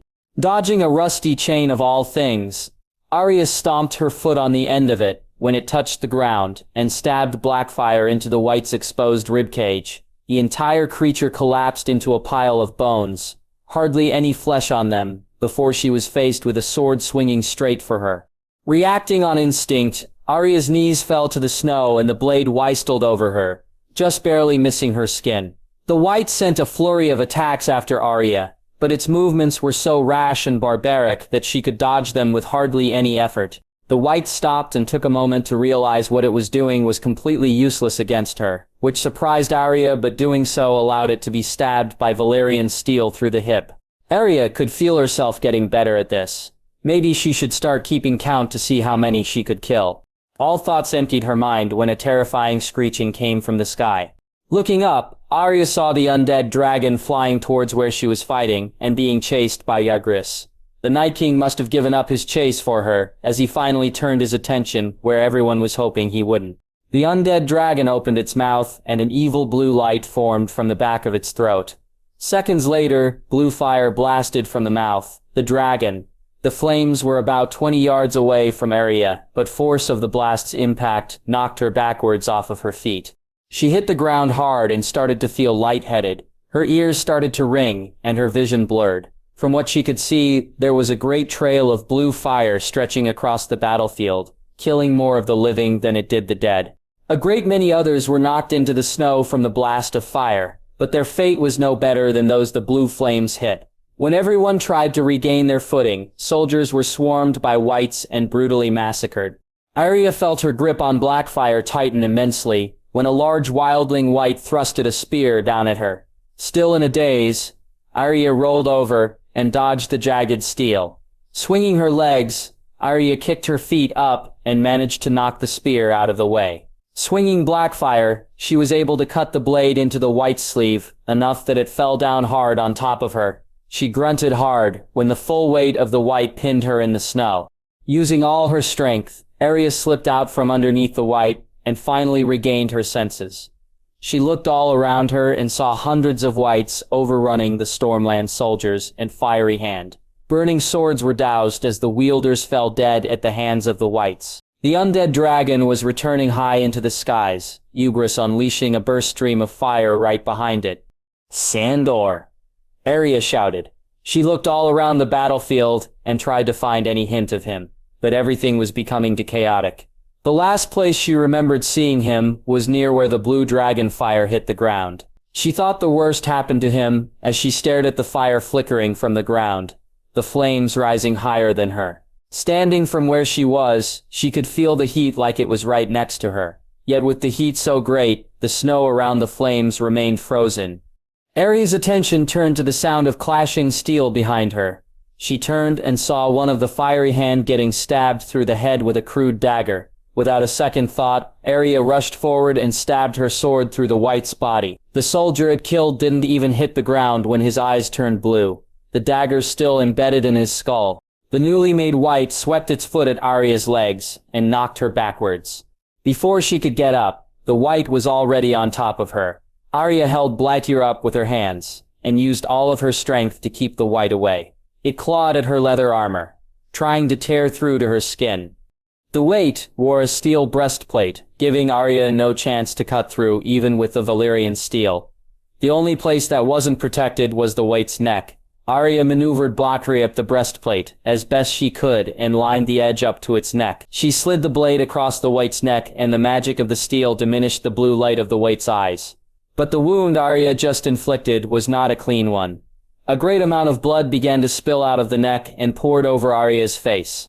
She shut her eyes and spit out the blood that dripped into her mouth, as she shoved the body aside. She let go of Blackfire and started to wipe the blood off of her face.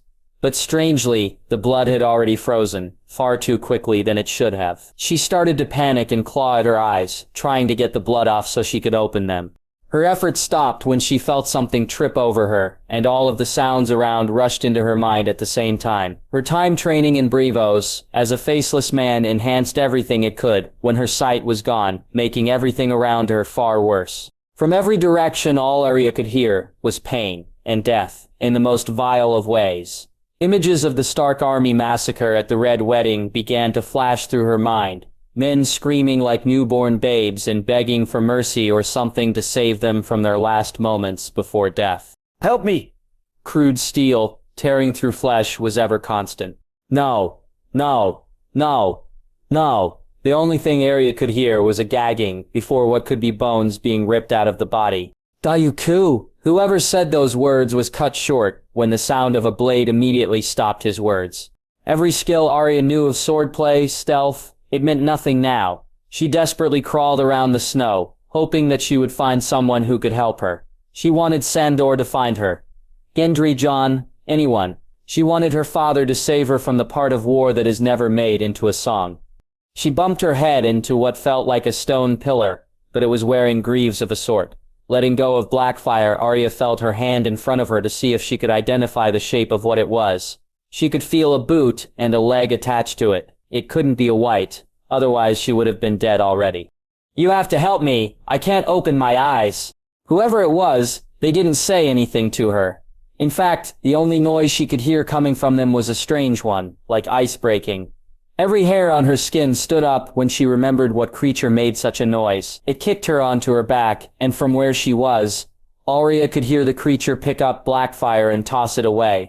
A great presence of cold reached down to Arya. In a scared attempt, she swung a fist at what was in front of her. Her hand was caught, but a grip firm as stone, and a freezing sensation shot through Arya's left arm. She let out an agonizing scream and clutched at her arm once. She was realized, begging that the pain would fade. The strange icy sound was made again, followed by what sounded like a sword being unsheathed. "So, this is how I die. Blind and alone, on the battlefield. I don't want to die yet." Someone began yelling out, as loud as they could, and snapped Arya out of her fear. Aside from that noise, there was a wild barking getting louder and louder. There was a loud thud just in front of her, and the sound of a predator's prey being torn to shreds. Whoever was shouting stopped as a hammer swung through the air and shattered something like glass. Seconds later, a pair of arms picked her up and started to drag her away. "I got you, milady." "Gendry? Who else would it be?" he told her. Gendry stopped and sat her up against what felt like a big body. "Hold still, she's gonna clean the blood off your eyes." Before Arya could ask, some large worm and wet began to lick at her face. It didn't take long for the blood to be cleaned off her face. The first thing she saw when her eyes opened was a big pair of golden ones, looking at her. Arya nearly burst into now that she finally got to reunite with Nymeria. Forgetting the pain in her arm, Arya lurched forward and embraced her direwolf around her large mane. "Don't leave me again, girl," Arya begged with all her heart. "She won't, and neither will I," Gendry informed as he knelt down to Arya and held her tightly. "How's the arm?" Arya let go of Nymeria and held up her left arm to Gendry. "It's cold and it hurts like a bite in the arse." Gendry gently undid her leather vambrace and rolled her sleeve down. Arya clenched her teeth as the fabric slid on her skin and felt like a knife. Her left arm was dark red, but the snub was very pale. "You need a maester. I'm taking you to the camps." Nymeria started to growl loudly and bore her teeth at something behind the two of them. Gendry and Arya turned their heads and saw a group of whites heading straight towards them with nothing in their way. "Seven hells!" Gendry shook his head. "Can you fight?" He reached behind him and held Blackfire out to Arya. She grabbed hold of the handle and got on her feet, keeping her injured arm close to her body. "Do you think we're going to die here?" she asked him as they faced the whites. "Not today." Idrik. The battle was going on for just over an hour now, but to everyone fighting it felt like weeks were passing by. The durability of the dragonglass weapons proved to not last as long, for the rock itself was brittle and cracked. At this point, all anyone could do was rely on regular steel weapons. That was until torches became deadlier than any blade. Nearly every man wielded a burning torch instead of a sword, and spears dipped in pitch set alight. Rather than wielding a flaming weapon, Idrik was fortunate enough to be graced with two swords that were still able to kill the undead on strike. Fighting for so long made his armor was dented and battered. The only bits that he still wore were his greaves, breastplate, chainmail, and left spalder. Everything was absolute hell, and he was right in the middle of it.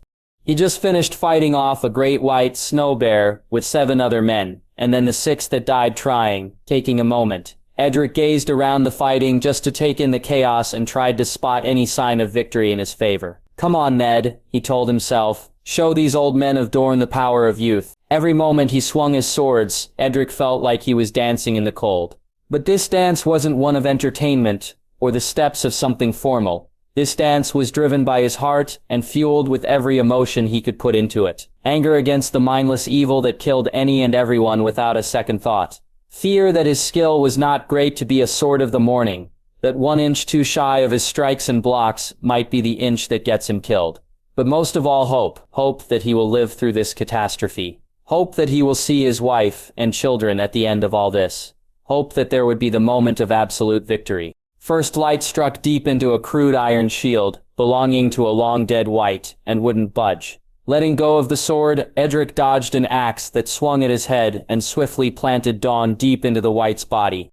Edric reached to free first light from the shield, but he failed to see a white sword slash down at him. The chainmail held strong, not a single ring breaking, but the slash was great enough that the force it carried brought great pain to Edric's sword arm.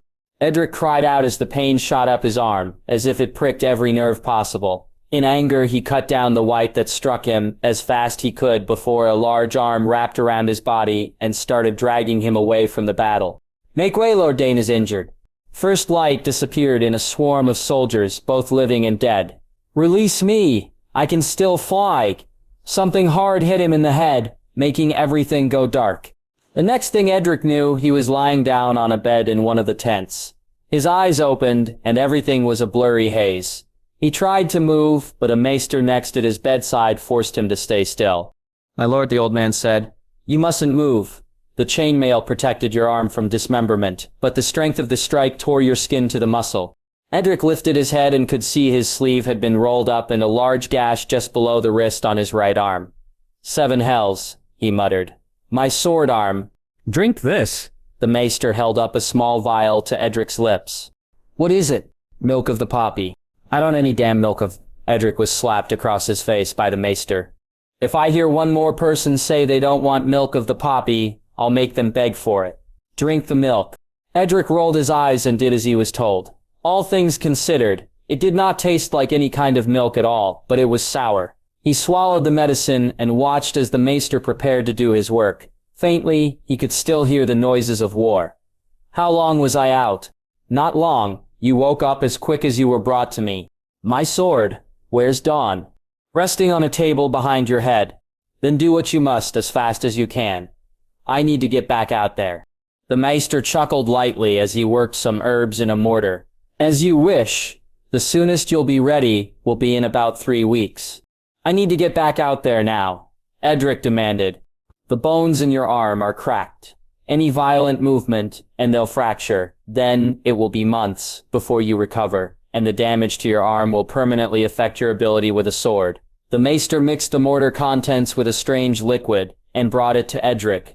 "I can't rest on a bed while others fight and die to protect the country." "You can and you will. Bite down on this, and don't move." The maester held out a thick piece of leather to Edric, who bit it hastily. Using a small spoon, the maester dripped the liquid onto Edric's wound.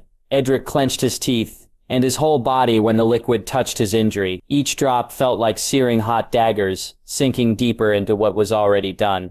He cried out and bit down on the leather as hard as he could, nearly biting through to his teeth. Now think how bad that would have been without the milk of the poppy. The maester stopped applying the liquid to Edric's wound, and began the stitching. The feeling of the needle was unnoticeable, so Edric spat the leather out of his mouth and breathed heavily, recovering from the pain. "If you go out there like this, you won't even live through the first thing that attacks you. How glorious will your death be then?"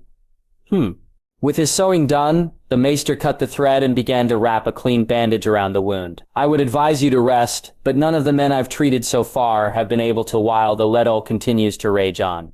I won't force you to stay in bed, but there are 2 men out there who will make sure as all the hells that exist that you don't go back to the fight." He finished with the bandage and strapped a wooden brace on Edric's arm, securing it snugly as to not make it hurt any more than it would, and restricting his wrist from moving. "Sit up." The maester helped Edric sit up before retrieving a sling and wrapping it around Edric's neck and resting his arm in it. "You're all set. You can stay here and try to rest as per my recommendation, or go out there. But what do I care? I'm just the one trying to save lives." He excused himself from Edric's presence and sat himself at a table that had a water skin, but it was probably filled with wine. Being stubborn as he was, Edric got out of the bed, retrieved Dawn, and left the tent.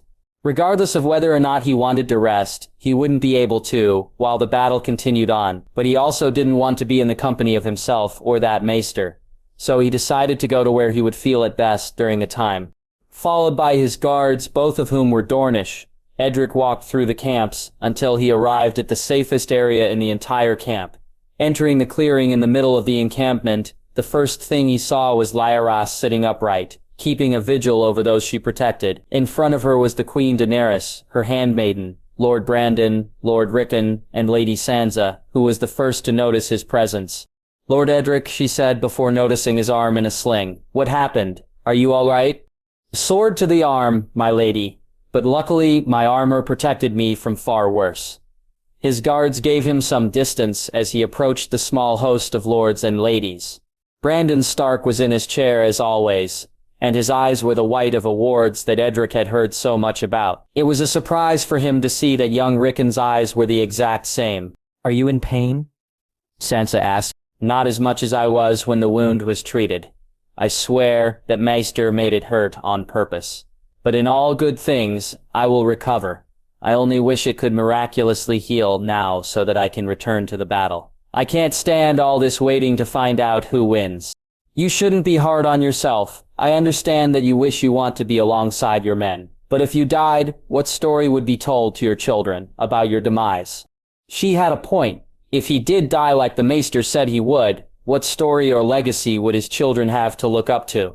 He didn't want them to learn to fight until the death. He wanted them to learn to fight until victory. "I just wish I could do more." "You've done more than most could, and no one can say you did nothing." "I'm afraid the same can't be said for me, though." She looked like she was upset at herself. "I couldn't learn to shoot a bow or wield a spear, leaving me to endure this whole thing. All I've done is sit idly by and nearly get killed." Edric gave her a reassuring smile. Sansa seemed to always lift her spirits whenever they spent time together. Seeing her in such a doubting state was unchivalrous of him. Not everyone can find a place on the battlefield. "Sansa, your skills lie in the game for the throne, and they can and will be deadlier than any blade, arrow, or dragon that we have." Rickon suddenly gasped, as if desperately trying to breathe from lack of air in his lungs. He fell to hands and was helped up by the Queen's handmaiden. "Are you all right?" Daenerys asked. Rickon nodded at her as he got to his feet. "Jon's getting close. He's just a mile away from us." Tyrion, while the cavalry, infantry, and the other ground forces fought the Whites at the pass and the collapsed wall, the archers on the eastern battlements of the pass continued their volleys of arrows as long as they still had them. The dead had no bows for reason that no one understood, but they did occasionally launch spears and javelins at archers. The dead were getting smart as they kept their shields above their heads to catch the arrow falling from above. Grouping together, they were formed small squads of shield walls and throw their weapons. Luckily for the three heroes of the Blackwater Bay, they were all spared the fate of those that took spears to their bodies. The three of them stood at the edge of the ramparts, aiming for precise targets rather than participating in the volleys. Tyrion was given a box to stand on that he may be able to actually see what he was trying to shoot with his crossbow. "How many do you think we've killed?" Bronn asked as he shot another arrow from his bowstring down from the east battlements into the passageway.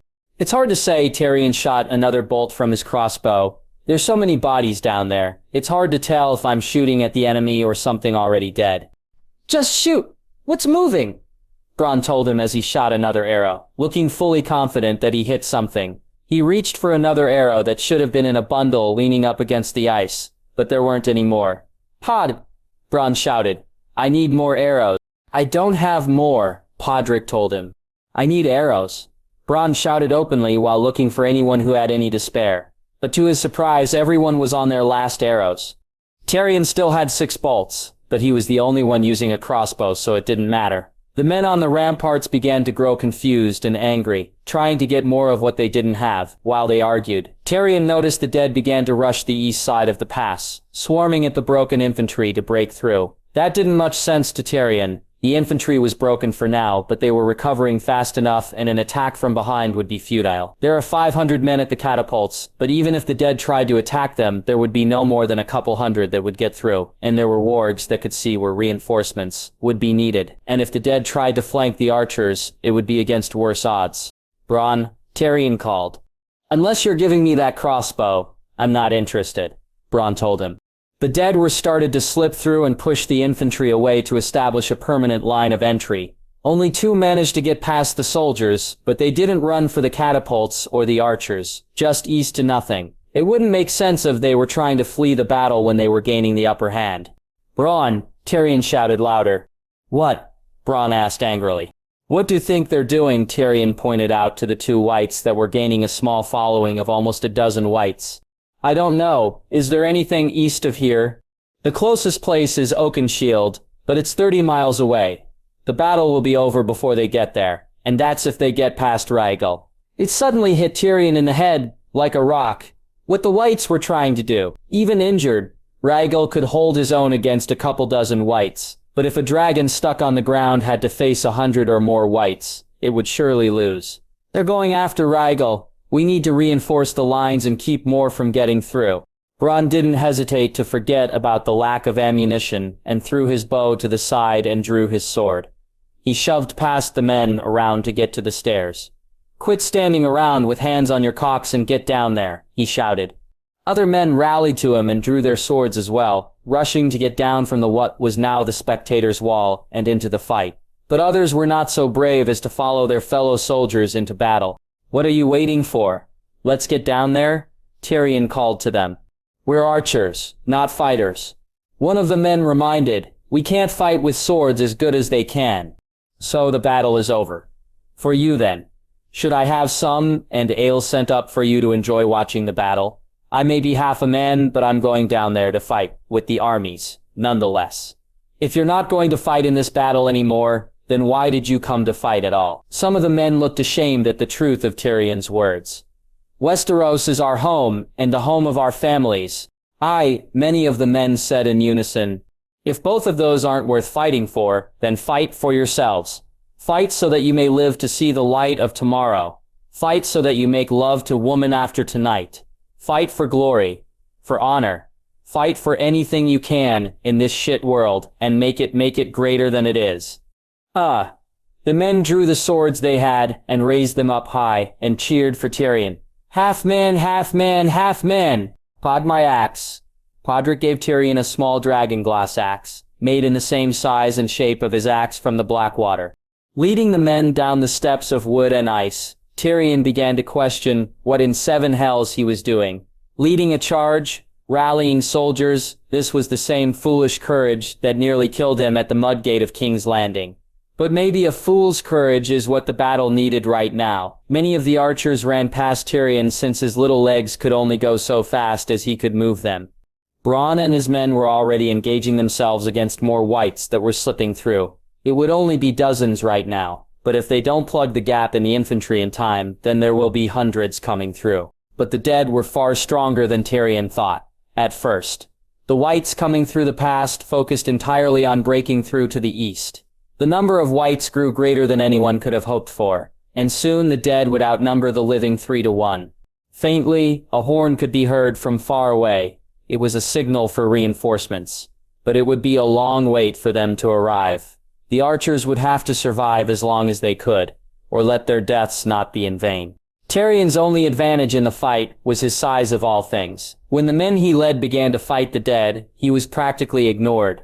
None of them had any armor on their legs, giving Tyrion a great selection of easy kills. Swinging his axe with all the strength he could muster, Tyrion began chopping through flesh and bone as if he were a lumberjack. He had to be careful who he attacked, for at his height he could barely see who had the blue eyes of the dead, and who didn't. Everything around was loud, the clashing of steel, breaking of bones, battering of armor, and cutting of flesh. But none of it was great enough to drown out the sound that erupted from the skies. Tyrion glanced up and saw the Night King's dragon flying high in the sky, and Jon's white dragon diving down from higher up, heading straight for the Night King. Jon. He was almost there. An hour of riding through thick snow, and Jon was nearly at the camps. And soon he and Lyris would be able to join Ygritte in the skies and defeat the Night King. Though Lyris wasn't as large or powerful as Rhaegal, she and Ygritte were faster, and from all his years of fighting Jon was sure that speed was what determined the outcome of a fight. His only concern was if he would be able to handle it. He didn't have much experience flying to begin with, and he was barely able to handle Rhaegal. But maybe his connection with Lyris would be stronger, since she had more of an attachment to him than Daenerys' dragons. At the beginning of the ride, Jon was feeling doubtful about this whole thing, but after miles on horseback, having to watch and listen to his army fight and die while he was safely away from it all, turned his doubt into anger. He would not be defeated by the Night King again. This time he would be the one to stare at those eyes of ice without a single doubt that victory was his. But first he had to get close to the wretched creature to even see those eyes. All his emotions started to become mixed and confused, as if colliding with each other. But one thing that was clear among them was that his help was needed, desperately. Jon halted his horse, his escort stopping with him. "What's the matter?" Benjen asked. "Something's wrong," Jon told him. This feeling left his mind and entered his heart, weighing heavily on him. His eyes were drawn to the sky, and he could see Ygritte chasing after the Viserion. But he could feel that she was growing tired and weak. Something had to be done now, or else the tables would turn and she would surely be killed. "Ygritte needs me now," Jon told them. "We won't make it to Ygritte in time." Getting comfortable on his horse, Jon warged into Ygritte and entered her mind, saw through her eyes, and felt her fatigue. Her thoughts aligned next to his, ready to know what he could do. Ygritte was faster than Viserion by far, but the undead dragon felt no pain or fatigue, and neither did the rider. Such advantages are what gave the Night King the ability to handle such wild maneuvers. Whenever she would get close enough to use her fire or physically attack the two of them, they would break away that would throw any normal human off the back of the dragon. If Jon wanted Ygritte to catch Viserion, she would need a strategy, and she would get one now that Jon was with her, in mind and spirit. As far as he knew, the dragons were fantastic flying creatures, but if they were thrown off balance enough, then they would fall out of the sky with only a slim chance to recover. Against an undead dragon with hardly any limits and incredible dodging capabilities, Ygritte would have to flying in so fast that there was no possible chance for him to dodge. "Fly up as high as you can," Jon told her. Ygritte didn't hesitate to follow Jon's guidance, and rose up to the clouds, letting the Night King and Viserion slip away from her. Jon half expected them to follow, but luckily that wasn't to be. Ygritte's senses allowed her to know where they were, and there wouldn't be much time before they began another attack. Ygritte used every 1 ounce of strength she could to rise higher and higher, her wings burning with exhaustion but empowered by the fight at hand. "To dive. Now!" Ygritte stopped rising, and twisted her body as she began to freefall through the clouds. Through Ygritte's mind, Jon could feel where Viserion was, as she gained a great amount of speed. Aiming for the path of Viserion, Ygritte was like a falling star with nothing that stopped her. In this moment of time, neither Jon nor Ygritte felt anything but the wind, the snow, and the clouds brushing past them. A sheer moment of bliss, before the chaos. One day, Jon thought to Ygritte, "We will fly together in the clouds, with no battle or enemies to give a damn about, just us and the freedom of the sky." Ygritte felt excited just before she burst through the clouds. Viserion wasn't far away, and her speed rapidly closed the distance between them. Ygritte triumphantly roared as the Night King finally saw her, the look in his eyes being nothing but surprise. She crashed into Viserion, throwing him in a spiraling fall while attacking at him with everything she had, and gripping her talons on his body, easily piercing the decaying dragon hide. Viserion cried out as Ygritte tore at his flesh with her fangs, having nothing hold her back. This creature was no dragon, just the husk of one. Ripping at Viserion's neck, Ygritte tore down to his bones, ripping through everything she could while ignoring the horrible taste of his stale flesh. Despite her efforts, Ygritte made no progress in her attempt to dehead Viserion, the constant whipping around in the air preventing her from attacking effectively, so she began to inflict what he did to Rhaegal. Tearing her talons through the skin of his wings, Ygritte crippled Viserion from ever flying again, making him just as vulnerable as Rhaegal was. But she didn't stop there. She sank her teeth in the elbow of the wing and with all her might snapped the bone in half and tore the wing off. With no possible way to recover from the fall, Ygritte released her grip on Viserion and spread her wings to catch air. Just as she let go, Viserion reached his head out and bit down on her tail. She cried out as a great weight pulled her back down to join her in the fall. The pain was not only felt by her, but Jon as well. She tried to thrash around to free herself, but the Viserion's butt only tightened the more she did. Jon began to panic. The dragons were nearing the ground at a very fast fall, and they were headed for the trees on the south side of the wall, close to where he was. Jon tried thinking of something to fix this, anything, but against his own desire or will he was forced out of Ygritte's mind by her and returned to himself. He gasped heavily as the exhaustion of warding overtook him for a moment. He looked back up to the sky and saw the two dragons fall over the trees and out of sight. Seconds later, the sound of trees breaking and the ground shaking boomed all around. Without hesitation, Jon spurred his horse to gallop into the woods. "Jon, wait," Benjen called as Beric and the rest of the escort followed after him. Jon would not wait for them. He would not let another dragon die because of him. The trees around them all began to thin out, and they came to a small clearing. There were two trees lying on their sides, their roots ripped from the ground and the dirt covering the snow. Away from the trees was Viserion, lying still and covered in wounds. Next to him was Urise, groaning and slowly getting up. Jon could feel that she was weak and hurt. As he dismounted, Jon's horse began to act wildly, as did the other horses when their riders dismounted. Jon lost grip of the reins, and his horse ran away from him, the others joining suit. Jon drew Longclaw from its scabbard and stayed alert. The dragons were in sight, but not the Night King. Beric drew his sword and ignited it in flames, while Benjen did the same, except with a strange mace head attached to a long metal chain. The brothers of the Watch wielded dragonglass spears and kept their swords sheathed. Stepping slowly towards the dragons, everything grew ghostly quiet in the clearing. Not the whistling of wind, nor the scrunching of snow beneath their footsteps made a noise. Ygritte rose her head off, and starting to shake away any daze she was feeling, but without warning or any indication of intention, the Septon screeched out from his supposed unconsciousness and attacked Ygritte. He sank his teeth into her neck and lifted her off the ground and began to viciously thrash her around. Jon's feet picked off the ground, and he ran as fast as he could.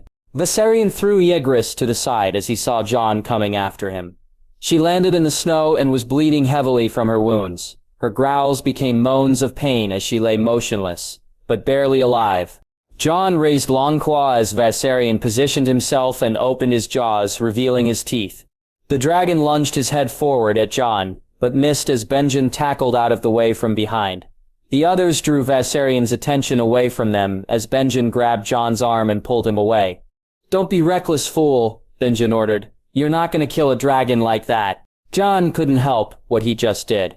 Urise being attacked like that made him so angry beyond his control. But Benjen was right. Jon had to keep his calm and focus if they were going to live through this. But he also had to get to Urise. He had to protect her.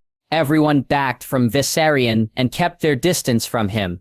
When the dragon tried to move closer, he failed to notice that the fall broke one of his legs, and without a full wing moving nearly impossible. Viserion's mouth began to glow blue as he prepared to unleash his fire upon them all. But Ygritte's attack to his neck opened his throat, and when Viserion tried to attack, the flames came out of the hole more than his mouth. The fires were weak and uncontrolled, spraying nowhere they were intended.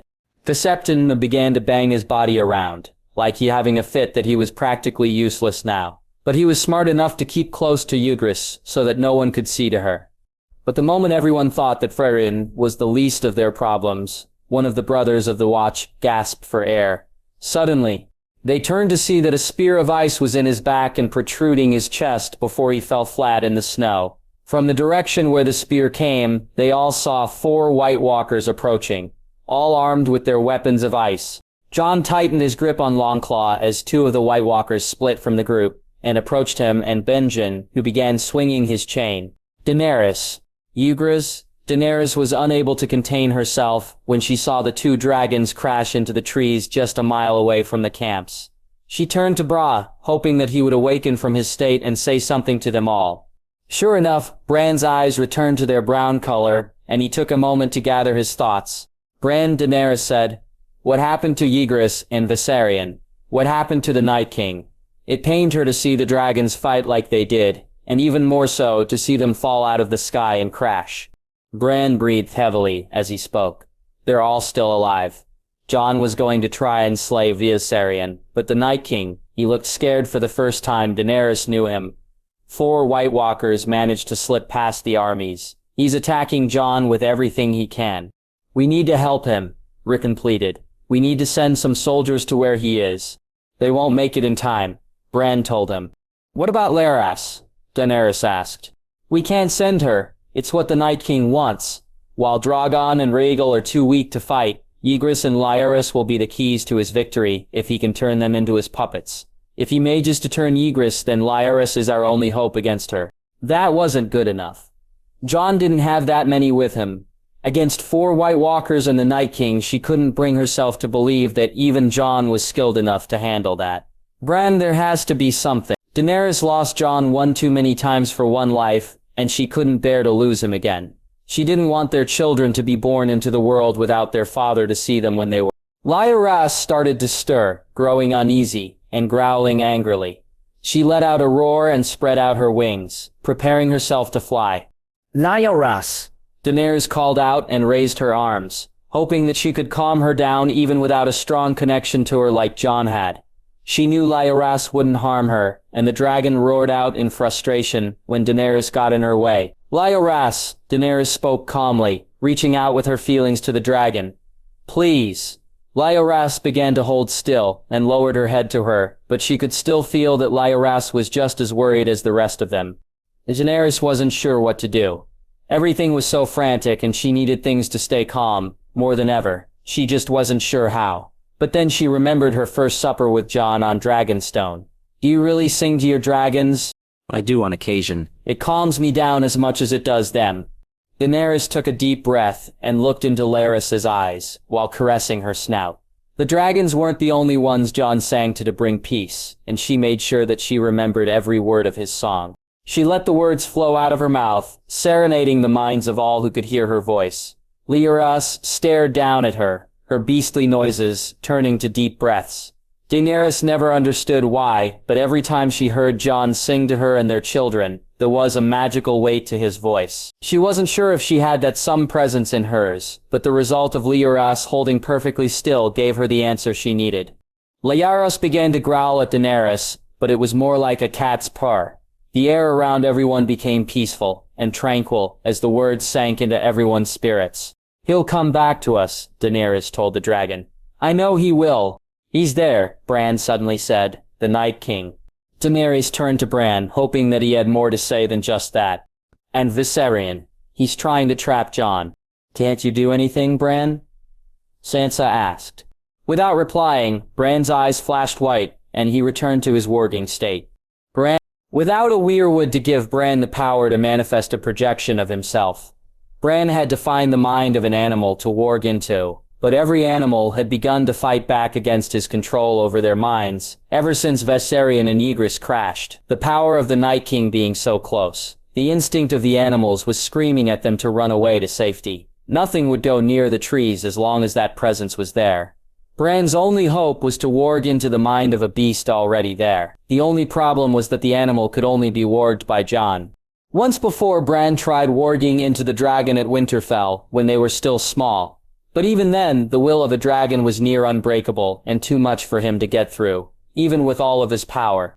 Bran found Ygritte's consciousness in the clearing. Her mind was weak and exhausted, but she could also feel him trying to enter it. Instead of resisting, Ygritte freely let him into her mind, recognizing him and desiring the comfort of friend's presence. She was in much pain and stricken, with bite mate all over her tail and left shoulder. The wounds weren't fatal, but enough that she couldn't resist the urge to rest.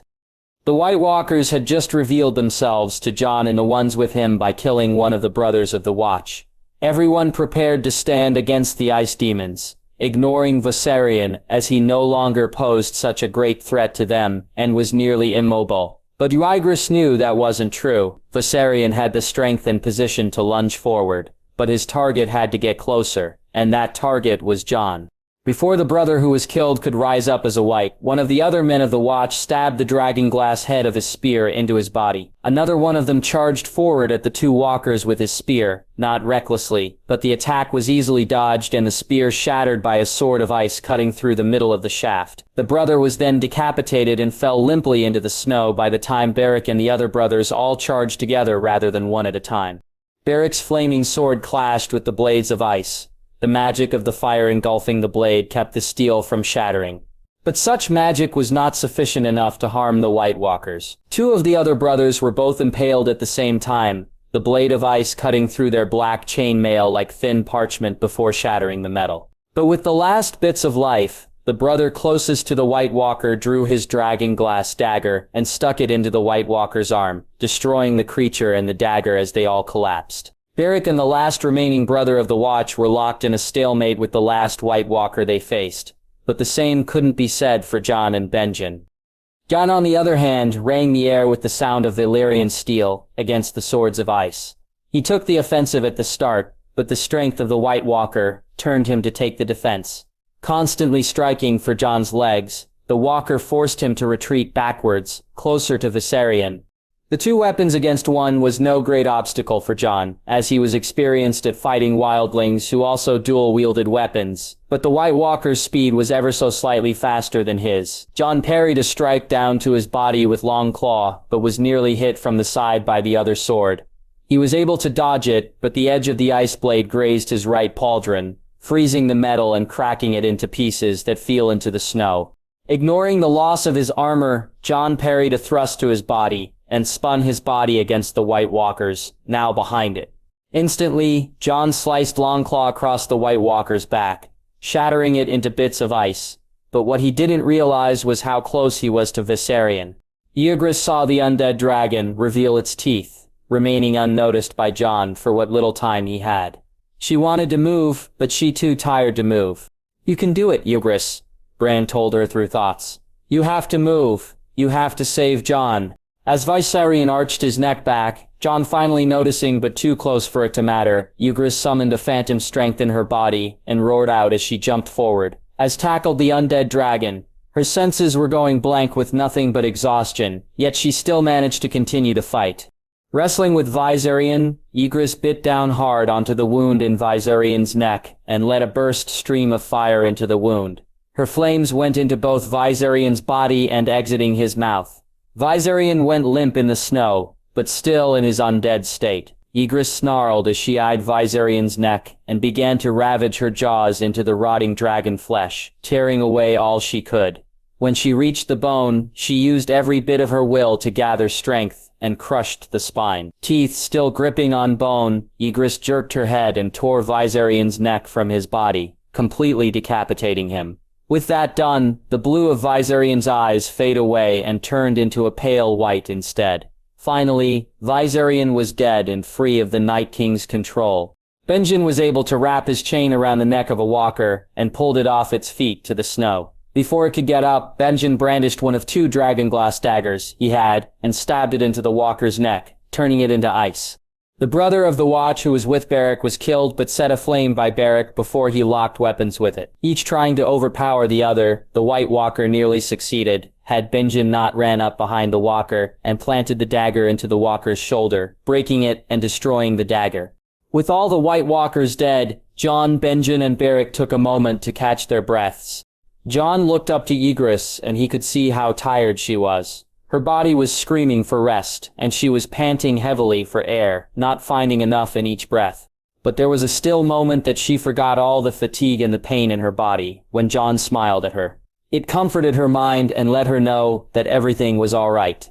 But a sudden pain shot through her back and exited her chest, and nothing but waves of cold began to extinguish the heat inside of her. Ygritte gazed down and saw one of the White Walker's spears sticking through her chest, freezing the blood that spilled from her wound. Jon became absolutely horrified, and began to yell in despair at her, as she lost all feeling inside of her, and collapsed to the ground. Bran's link was severed and he materialized into his unseeable self, on top of the dragon's bodies, even without the use of a weirwood. His body felt colder than freezing and the falling snow began to blow by harder and becoming a blizzard. "Bran, look out!" Benjen shouted. Bran turned around and the last thing he saw were the glowing blue eyes and curved ice blade of the Night King slashing down at him. "Daenerys?" The white of Bran's eyes began to have a certain glow to them, and his grip on the arms of his chair began to tighten, digging into the wood. Without any form of warning, Bran's eyes clenched shut and he let out a blood-curdling scream of pain. It only lasted for a second before he slumped down into his chair, unmoving like the dead but breathing softly. "Bran!" Sansa and Rickon exclaimed in unison. The two of them knelt down their brother, checking his state to see if he was dead, dying, or something else. "Bran, wake up!" Sansa yelled out, tears forming in the corners of her eyes. She held his face softly in her hands and shook him lightly. "Please wake up. Somebody get a maester," Edric shouted, as Sansa and Rickon both began to sob for their brother.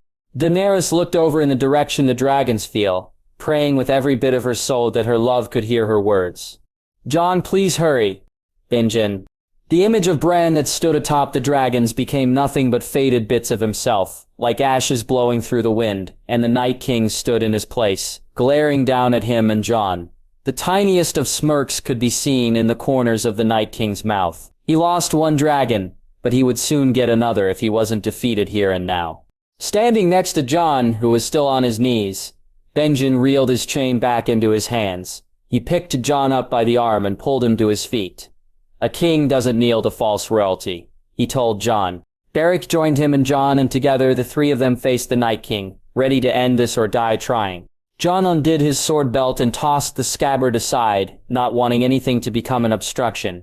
His blood boiled and had more right than anyone to be furious. As long as he used his emotion to fuel his skill and not blind it, then they might stand a chance. The Night King jumped down from Ygrisse's body and slowly started to walk towards them. Before he got any closer, the Night King knelt down to the snow and picked up the spear of ice. Benjen disarmed from the White Walker he faced, and now wielded a heavy weapon in each hand, but for a creature with unnatural strength and speed, it was going to make this worse. "Lord of Light," Beric started as he gripped his flaming sword in both hands, preparing to face whatever battle was about to ensue. "Guide hands true in this fight, that we may find the dawn. Let the evil of the world feel the burning of your flames, and never forget their touch. For tonight is dark, and the terrors are before us." The Night King began to pick up his pace, and started a slow jog. He raised the spear in front of him, and the curved sword above his head, in a stance both offensive and defensive. When Benjen began to swing his chain around, waiting for any indication of who would attack or be attacked first, Beric took the first steps forward and advanced to meet the Night King, Jon moving to the side to perhaps attack the flank. Letting out a loud battle cry, Beric charged forward and immediately swung at the Night King, but his hopes of taking an offensive stand were denied as he was instantly defending himself. He parried strikes from every direction that could possibly come from, nearly being overwhelmed. But Jon come up from behind in hopes to take the Night King off his guard. But without even looking, the Night King blocked Jon's strike and started to fight both of them with incredible skill.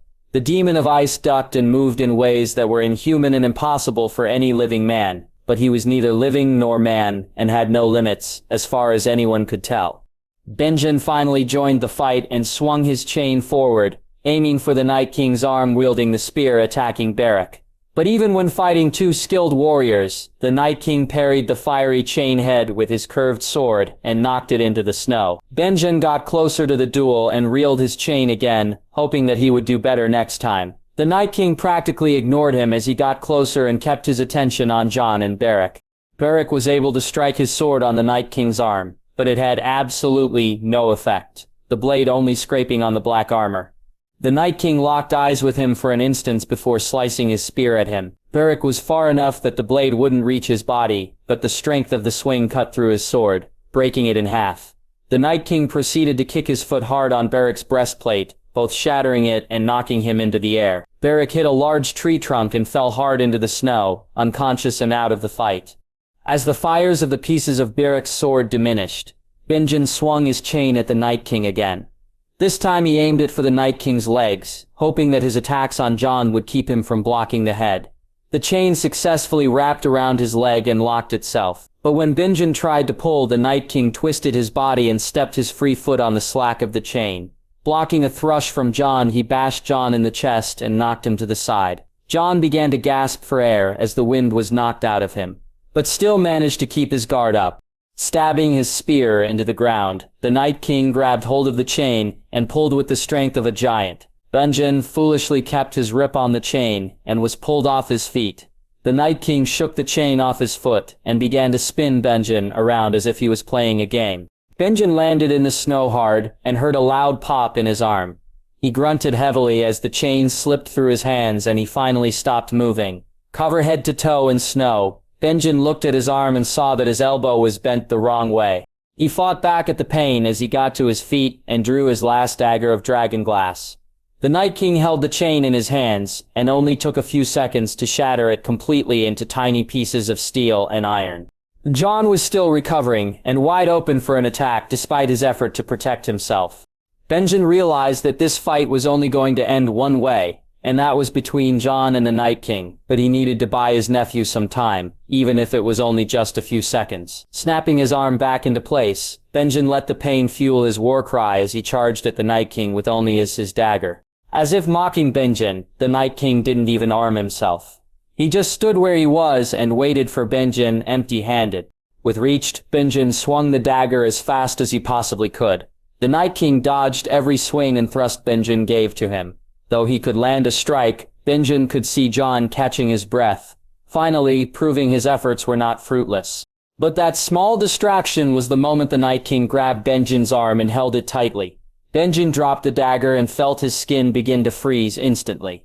With his other hand, the Night King thrusted it like a spear into Benjen's chest. Benjen cried out before he stared at the Night King dead in his eyes. "I'll see you burning in hell," Benjen grunted out, before the Night King pulled his hand out of Benjen's chest. In it was the dragon glass that the children of the forest put in Benjen's heart to keep him alive. "Uncle Benjen," Jon called out. Tossing the dragon glass aside, the Night King then threw Benjen away from him. But Benjen was already dead before he landed in the snow, limp as a wet rag. Now all that remained was Jon and the Night King.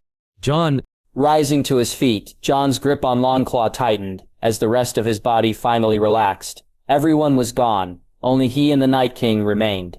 Jon looked down to his Uncle Benjen's body, and was unsure how to feel.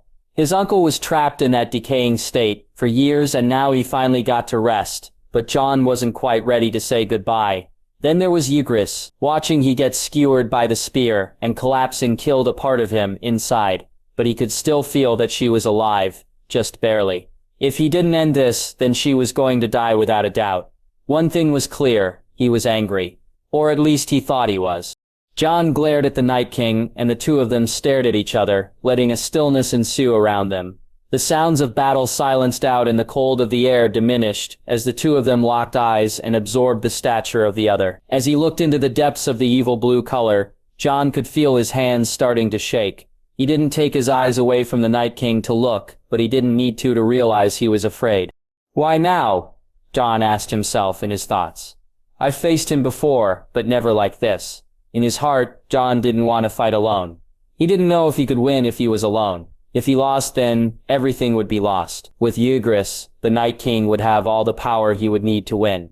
Lyris was still in condition to fight, but Jon knew that she would lose if she was by herself. And after she died, the armies would die. Arya, Sansa, Rickon, Bran, and Daenerys. Jon felt a cold run through his very soul, imagining Daenerys, with the blue eyes of the dead. His thoughts began to corrupt his mind with doubt and sorrow. He had to be brave now, but how was a man supposed to be brave when he was so afraid? "That is the only time a man can be brave," his father's voice sounded in his head, breaking through his thoughts and silencing his worry. Jon felt relaxed hearing the words of his father as if he was standing right next to him. All those things, Lyris, the armies, his family, Daenerys, protecting them was all he needed to be brave. He wasn't going to die again. Not unless he was with Daenerys at her side, and she was far away, so that wasn't about to happen. Jon took the first step forward, gritting his teeth and leaving everything he felt behind him, only letting his courage guide his actions. Wielding only the curved ice sword, the Night King began to approach Jon, walking just a bit faster than he was. Jon raised up Longclaw. At the same time, the Night King raised his weapon, and the two blades clashed into one another, ringing and signifying the fateful duel between two kings had begun. Jon ducked underneath a swing from the Night King. The blade barely missed him except for a bit of his hair. His movements and style of swordplay for this were unlike anything he'd ever done before. His stance was more shifted, and this felt more like a duel against survival rather than any other opponent he ever faced. He knew that this creature before him had no honor, no mercy, and no weakness. But despite that, Jon didn't let his blade streak through the air to meet the Night King's without honor. He was everything the Night King could be, and he would let himself be any less than that. Blocking a strike from above, Jon locked Longclaw with the ice sword and pushed forward with all his strength. The Night King was nearly a foot away from his face and bore his teeth, showing Jon that he too was using every bit of strength as well. Jon could feel himself being overpowered, so he spun his body and slipped out of the lock. The Night King stumbled forward, but only by a couple of steps, and recovered rapidly, as he dodged a swing from Jon. Jon kept throwing his strikes at the Night King, making sure each one was true and not reckless. All his opponent could do was block and retreat backwards. Jon finally realized that this was the first time he ever took the offensive against the Night King, and held it. With a sharp thrust of his sword, Jon nearly pierced the tip to the Night King, but the attack was dodged quick enough that only the Night King's armor was torn slightly. The Night King backed away from Jon and looked at the blow he took, astonished that it was the first one of any kind he ever took. He looked back at Jon with those same eyes. Jon saw it hard home when he killed his first White Walker with Longclaw. Jon took deep breaths, keeping himself calm and determined as the Night King returned to meet him. The next swing Jon had parry, but doing it made him realize the Night King was attacking much faster now.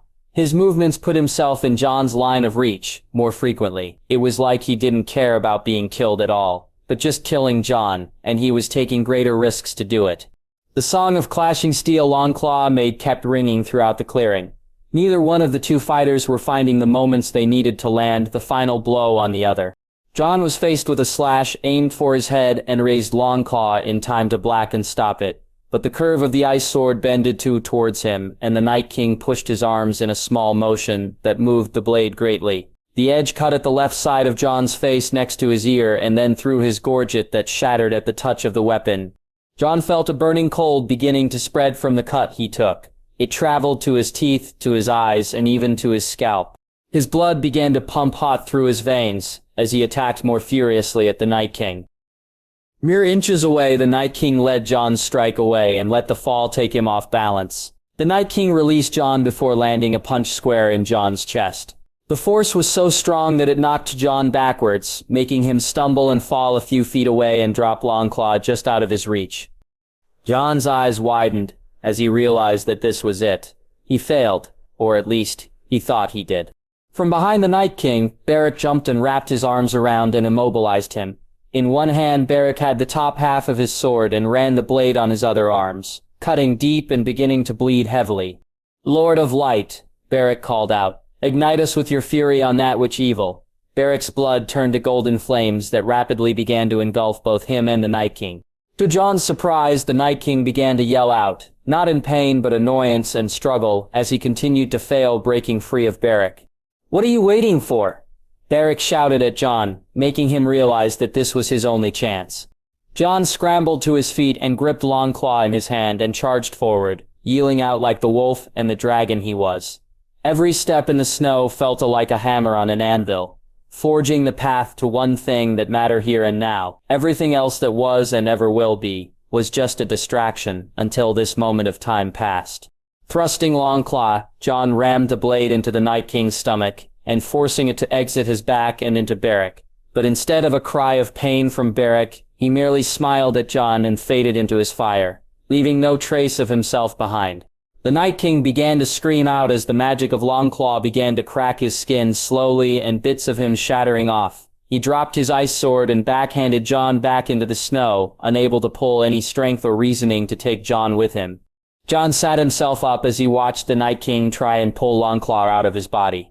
The cold hands gripped the hilt of the sword, but shattered the wood of the handle, the steel of the guard, and the wolf head pommel, leaving nothing but the sword's tang. He tried to grab a hold of that, but when his fingers wrapped around the Valyrian steel, they all cracked off and turned into tiny bit of ice. Small than snow, the cracks in the Night King's body began to emanate a light as they grew bigger. He looked at Jon and let out another loud howl of pain before he exploded into nothing but cold air.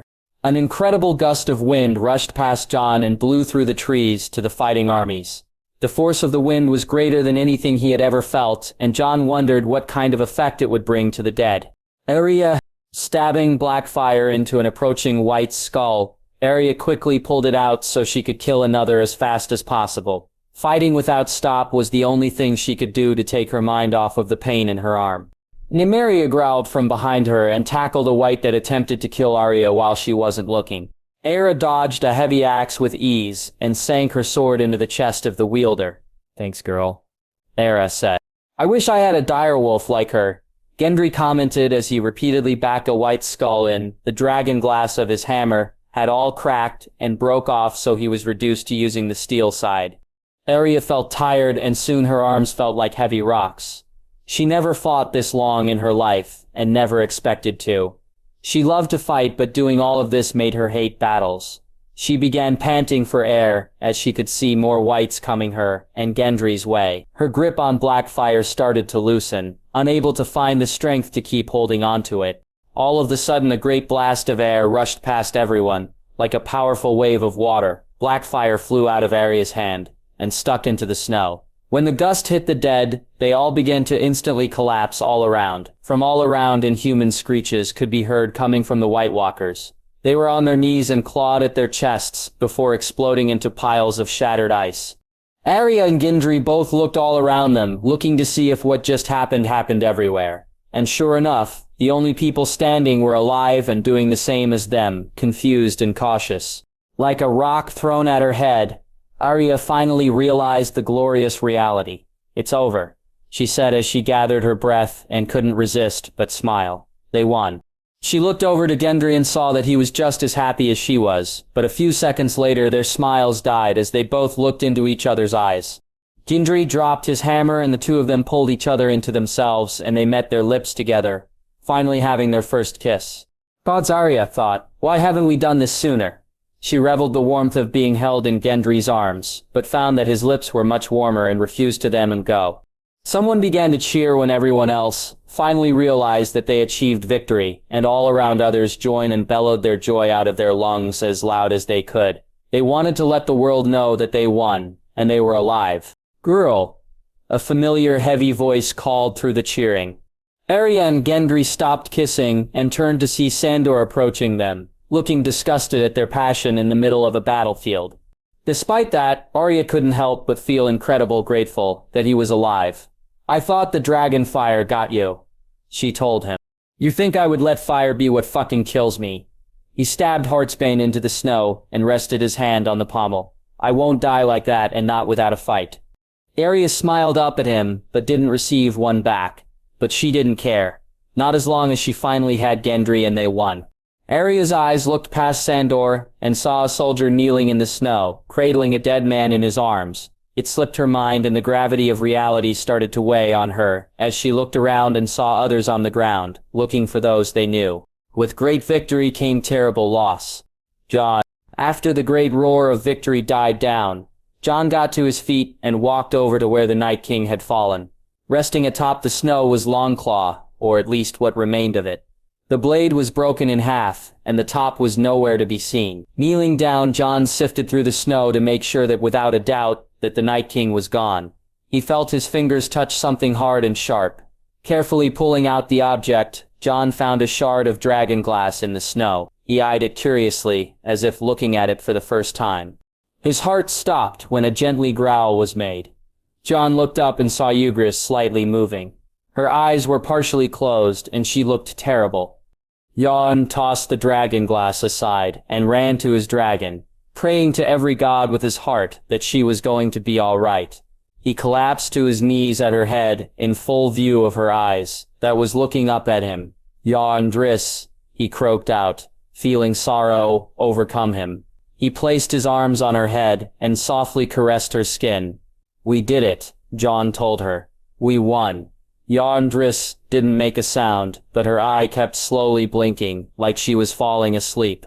You're going to be all right now, he told her, as tears welled up in his eyes. He looked at her body and saw that she stopped bleeding, but not because her wounds were healing. He looked back at her and started to realize the reality of her condition. We can go home now, to Winterfell. We'll fly above the castle together. We can go home. He felt his connection with Ygritte slipping away. She looked directly into his eyes, and he could tell she knew he wasn't telling the truth.